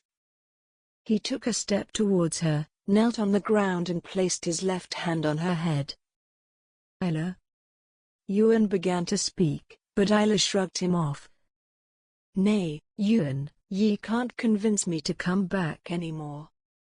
I'm only causing ye pain. Isla cried, clutching her face. Isla, who said that to ye? Ewan inquired, incredulously. How could she not see that she mattered to him more than anything in the world? I heard Uncle John and Aunt Agatha discussing this. Isla told him, sniffling. That he'll lose the lairdship because of this. Isla, they were discussing one of the possibilities that you need not worry about. Your focus should be on keeping yourself happy. Ewan soothed, kissing her forehead. Not finding any resolve, Isla sobbed. Nay, Ewan, I'm ruining your life. Isla, everything will be fine. All of us love ye and want to help ye. Ewan said, seriously so that she knew he wasn't biased. Isla opened her mouth to speak, but the sounds of the branches moving behind them silenced her. Ewan rose to look what caused the motion, and his eyes widened. Standing not far from him was an army of men, trying to navigate the way. He saw Laird Duggal at the front, on top of a horse next to another man, who looked like he had a permanent scowl on his face. We head right from here and are directly in front of the castle. Laird Duggal told the man, who Ewan assumed was Earl Edinburgh. Ewan bent motioning Isla to be quiet, but it was too late, as she stood up, her dress ruffling the leaves and causing other sounds. Who's there? Earl Edinburgh snarled as his eyes fell on Ewan. Ewan held his gaze for a moment before taking Isla's hand and running. Isla and Ewan ran harder when they heard the sound of the horses galloping right behind them. The horses had trouble navigating through the forest, and Isla and Ewan ditched them quickly, heading out into the grounds. He and Isla raced towards the castle as the MacDonald's guards saw them and realized something was amiss. Isla and Ewan reached the guards just as a battalion behind them exited the forest and began racing towards them. Ewan turned to assess the situation, and he was shocked to see Laird Duggal had come with so many people. Ready the men. Ewan barked at the guards as his own battalion stood ready to attack. He knew he had to take Isla inside before returning to fight those who wanted to hurt her. Isla and Ewan entered the castle and ran into his father and mother, who looked frantic. "Laird Duggal and the Earl are here," Ewan announced, handing Isla over to his mother. "Ewan, please be careful," Agatha shouted at him as her husband ran out with him. Isla simply stared after him, her heart racing from the thought of losing Ewan. She tried hard not to overthink the situation, and focus instead on praying for his safe return. "I'm so sorry ye heard what ye did," Agatha apologized sincerely. "If anything happens to him, I won't forgive myself, Aunt Agatha," Isla whispered, wrapping her arms around Agatha to keep a grip on reality. "Ewan is strong, nothing will happen to him." Agatha tried to reassure her, but Isla was not convinced. However, even Agatha was concerned about her son and husband's well-being, seeing as they were about to engage with a strong battalion, while only having a few men on their side. The guards protecting the castle were mainly guards of the castle, with just some being the guards of the clan.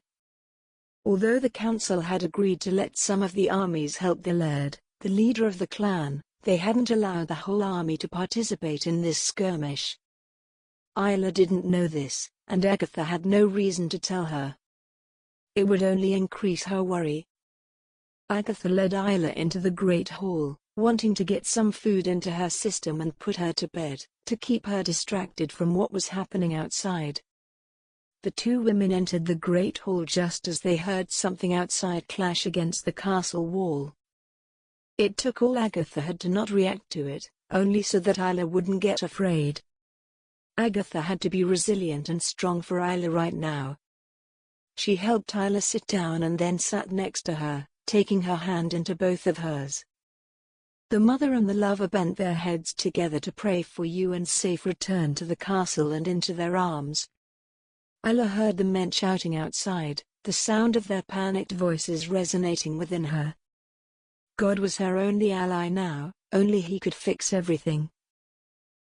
"Ewan, we must fall back for now," John shouted from across the ranks as men from both sides continued to battle. "What if they disagree and attack at night?" Ewan asked, afraid. They had been engaged in battle for nearly the entire evening now. The sun was beginning to set, which meant that it would become difficult for the army to operate from here on. Ewan knew they would have to halt the attack for the rest of the night and begin early morning tomorrow. The norms of battle did allow them this option, but under the current situation, Ewan didn't know if the same standards and rules applied. They must follow and respect the rules, John told Ewan as soldiers around them ran here and there to defend the castle. "Send the messengers." Ewan gave in, noticing that the Earl and Laird Duggal were not joining in the battle. The messenger would take the message to them directly, in their camps, where they sat safely from the skirmish. Ewan felt exhausted, his mind and body were exhausted from the battle. He was also worried about his mother and Isla, and whether they were doing all right. Tonight, Ewan would make sure a group of guards was stationed in the corridor where Isla's chamber was.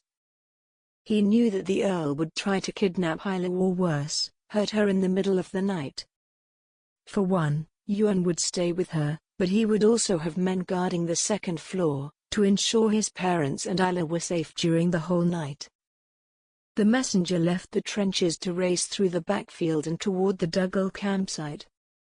Ewan knew all that was left now was to wait. They continued to fight off the guards that were still attacking as they waited for the messenger to show a signal and end the battle for now. 10 minutes passed, and the messenger raced into the middle of the battlefield with a white handkerchief in his hand. He had but to wave it once, high up in the air, as all soldiers stopped fighting, causing an abrupt silence amongst madness and havoc. Ewan sighed inwardly, having had no energy to continue fighting into the night. He would need the night to strategize and make plans with father and his men to make sure they ended this battle at the earliest, with the least amount of causalities as possible. John walked over to Ewan, looking too fatigued, with a scar on his right cheek still bleeding. "Let's head back in for the night," John said, patting Ewan's shoulder. "We must be on our guard," Ewan warned, not willing to trust the Earl of Edinburgh. Ewan and John headed back inside the castle and went to the Great Hall, where they found Isla and Agatha sitting and waiting, in the same position since the past many hours. It was as if they both unfroze when the men entered. Agatha walked to her husband, giving him a hug and holding him. Isla looked at Ewan with heartfelt emotion as she took in his appearance. He gave her a warm smile, walking toward her and placing his right hand on her cheek. "I'm fine," Ewan reassured her before she started fretting, unnecessarily. None of this was anything Ewan couldn't handle. "Did ye see her?" Isla asked, hesitantly. "Nay, he was in the camps," Ewan told her, knowing he could never understand the position she was in. "But ye need to rest, so come." Ewan led her to the chamber area, wanting to forget the world in her embrace. Isla, however, only kept thinking about all the trouble she had caused for two united families which had now drifted apart. "We will bring her back tomorrow," Laird Duggal said, fearing the Earl's reaction. Laird Duggal was beginning to doubt his decision, as he could see the need for vengeance in the Earl's eyes. A strong desire for revenge, which would come out in any way possible, even if he had to hurt Isla. "You think me a fool, Duggal? Your daughter has made a mockery of me, and now I will make her pay," Earl Edinburgh declared, drunkenly, as he wrote on the piece of parchment in front of him. "What are ye writing?" Laird Duggal asked, unsurely. "A ploy to bring your treacherous daughter to us, herself," Earl Edinburgh said. "I don't need to go after her." "What do you mean?" Laird Duggal asked, appalled. "You can step out now," Earl Edinburgh said, curtly, as he motioned one of the guards to come forward. Laird Duggal walked out, and Earl Edinburgh passed the folded letter to the guard, whispering into his ear, "Have a maid deliver this to the princess." "Pay the maid," Earl Edinburgh said, maliciously. "Aye, sir," the guard replied before saluting and leaving. Earl Edinburgh emptied the bottle of British whiskey that night, all by himself. He was an honorable man, whom people respected. A foolish girl couldn't take away his reputation for some summer romance that would fade. Her father had given her to the Earl, and she was his possession now. Earl Edinburgh was done letting the girl and her lover mock him. He may be a laird, but the Earl was higher than him in power. He would crush anyone who dared defy him in any way. Ella woke to find the spot next to her already empty. The sun had barely risen, but the men of the castle were already on the battlefield, probably already fighting. She felt a strange sense of dread inside her, thinking of Ewan out on the battlefield. Although he had gone on multiple battles since growing up, this was different. Ewan had participated in those as a MacDonald and as future laird. However, this fight was for love and solely happening because of Isla. She couldn't just act completely normal knowing that men were out there, getting killed and hurt because of her. She didn't go into the Great Hall, aware of the fact that Agatha would try to force her to eat something. Isla didn't feel hungry at all nor thirsty. She didn't feel anything except worry and doom. She went to the kitchens, knowing the garden closest to the kitchens would be safe and empty. She wanted some alone time out in the fresh air, which had become hard for her to get. She walked out into the garden and was pleased somewhat to find it empty save for the few birds drinking from the basin set out for them. Isla walked to the marble bench and sat down, enjoying the silence. It ended all too soon with the sound of slow footsteps caught her attention. She turned around to find a maid standing not too far, looking scared. Isla saw her holding a letter, wondering who it could be from, as the maid handed it over to her. Before Isla could say a single word, the maid was running away, not towards the castle but away from it. Isla felt her level of anxiety rise.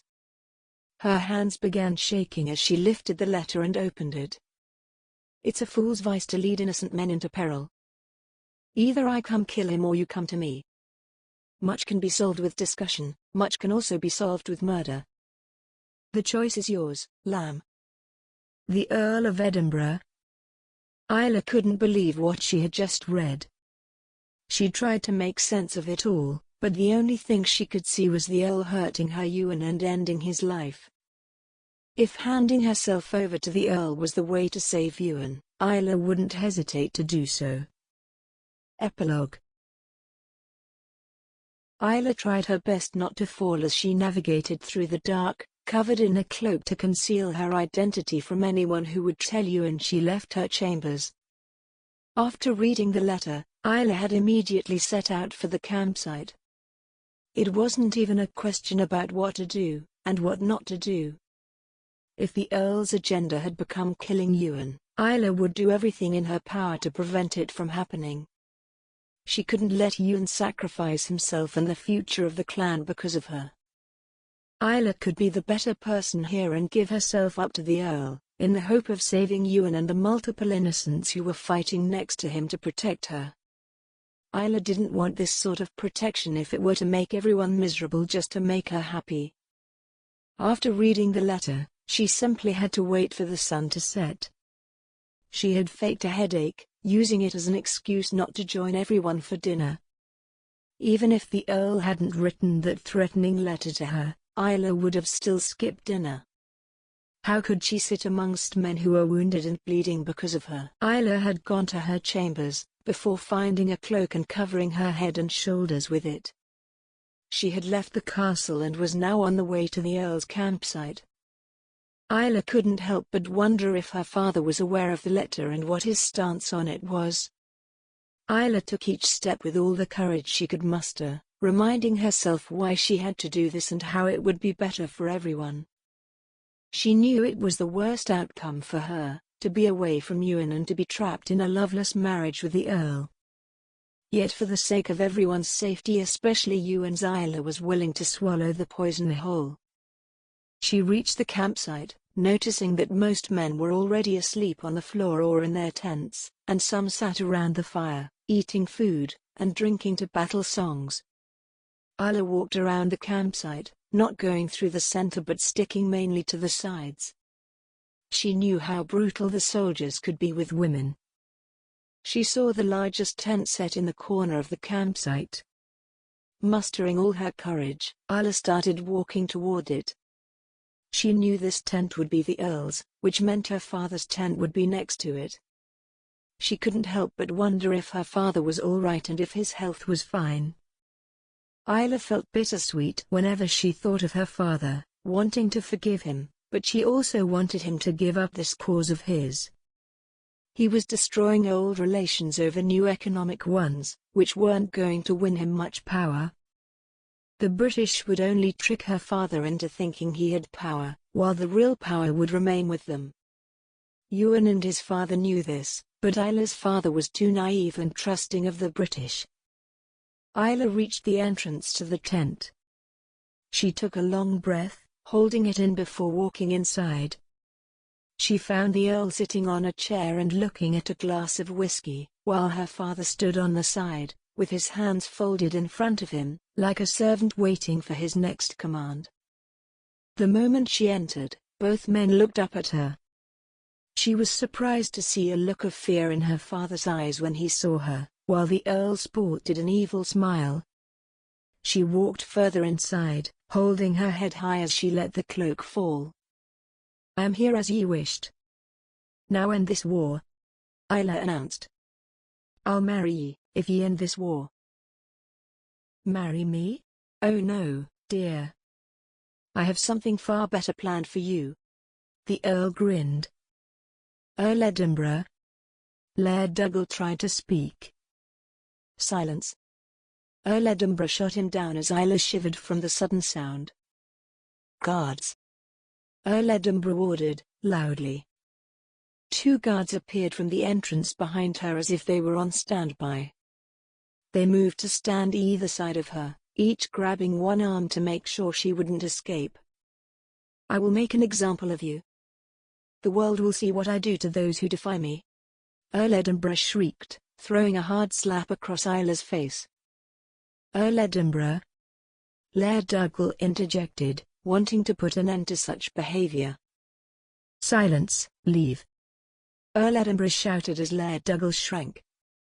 Tie her to the center of the campsite. Tomorrow afternoon when the sun is at its highest, I will hang her. Earl Edinburgh declared. Isla didn't pay any attention to what the Earl said and continued to simply look at her father. He gave an apologetic look before walking out of the tent. Isla knew then that she was on her own. The guards dragged Isla out of the tent, without any protests from her. They threw her towards a group of soldiers sitting by the fire who laughed and tossed her around. A few minutes later one of the guards tied her to the pole in the center of the campsite. Isla had no escape. She lay on the floor quietly, not looking anywhere but at the ground. When the soldiers around her began disappearing, she allowed her head to lift. Her eyes went directly to the moon, as the thought of it being her last night entered her mind. Surprisingly, there were no tears, nor were there any sad thoughts. A soft smile played on Isla's lips as she enjoyed her last night with a sky full of stars. Laird Duggal waited for the entire camp to go to sleep, before exiting his tent and checking his surroundings, making sure no one was there. He saw Isla on the floor, tied ruthlessly to a post, while men surrounded her from every side. Laird Duggal's resolve strengthened, and he began walking away from the campsite. He saw his horse tied away from the others in a more private space. Laird Duggal went to his horse and mounted it. He saw the castle wasn't too far from him and began to ride toward the entrance. Ewan felt the side next to him on the bed was empty and opened his eyes to check. Isla? Ewan called out, anxiously. He sat up straight when no reply came. Just then, there was a knock on the door and Ewan went to answer the door. Laird Duggal is here, the guard announced, urgently. Ewan suddenly felt. His mind was racing trying to figure out where Isla could be, but also pondering why Laird Duggal was here. Ewan walked down the staircase and headed toward the great hall. He saw both his parents were present, facing a very apologetic-looking Laird Duggal. What is going on here? Ewan asked. Where is Isla? Agatha was confused. Is she not upstairs? Nay. Laird Duggal looked forlorn. She's not here. Where is she? Ewan asked, fearfully. She gave herself to the Earl so that all of ye could be safe. Yet he doesn't want to marry her anymore. He wants to make an example out of her. Laird Duggal interrupted, remorsefully. He wants to hang her. Agatha gasped as silence like a soft blanket fell over the room. Have you no shame, Fergus? Your own daughter. Everyone was surprised to see it was Lady MacDonald screaming at him. I have made a terrible mistake. I know. Laird Duggal said, his heart heavy. There is still time. John offered his hand, to call for a truce. Ye will forgive me after everything? Laird Duggal asked, surprised. Aye. Ewan said, supporting his father. Let Duggals and MacDonalds ride together, to save our princess. Agatha stated, encouraging everyone. Ewan felt determined to bring an end to this war instantly and make Earl Edinburgh pay. The men headed outside to gather gear and armor, and head out to solve this matter at long last. The MacDonald army galloped towards the opposing campsite. The soldiers exited their tents and startled to hear the sounds and see their enemy approaching. Ewan led the army, alongside his father and Laird Duggal. Ewan and his army entered the campsite, along with Laird Duggal. When the Duggal soldiers saw their Laird standing tall with Ewan, They scrambled to switch sides, to follow their leader. Ewan was out for revenge and blood. He hunted down each and every last soldier of the Earl's battalion, not showing any mercy. Those who fought him saw the end of their life, and those that threw their arms were taken captive. He saw the Earl exiting the tent, looking eager to fight, which irritated Ewan further. The Earl quickly mounted his horse and aimed for Ewan, who was now galloping toward him with his sword hoisted. Ewan pulled his horse away just in time, as he himself swung his sword and struck the Earl's back. The Earl howled in pain as the blade pierced his clothing and his skin, squirting blood from the cut. With a thud, he fell from his horse, onto the ground. Ewan slipped off his own horse, tossed his sword into his other hand and walked toward the Earl. With his free hand, he grabbed the Earl's by the collar and forced him up. He brought the Earl close to his own face, looked into his eyes, glared at his face and spat out his next words, "How dare ye hurt a Scottish man's princess? Go to hell." Earl Edinburgh said, his eyes slowly closing from the pain. Ewan threw him away, but not before striking him with his sword once again near his torso. Ewan saw the Earl fall, as he raced through the many men battling to locate Isla. He searched in all the tents but found her nowhere. He ran into Laird Duggal, now dueling with another soldier. "I can't find her," Ewan told him, frenzied. "She's in the center," Laird Duggal shouted. Ewan turned to find a tall post in the center of the campsite that became a battlefield.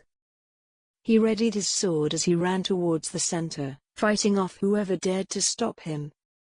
When he finally made it to the center, he saw Isla tied to the post, looking baffled by all the men fighting around her. Her eyes fell onto Ewan and widened, spotting something scary behind him. He untied her and she tried to warn him, knowing she had been late in doing so. "Ewan!" Isla screamed, "Behind ye!" He turned and saw Earl Edinburgh behind him, swinging his sword to harm Ewan. Out of nowhere, Laird Duggal jumped in, pushed Ewan aside to take the attack for himself.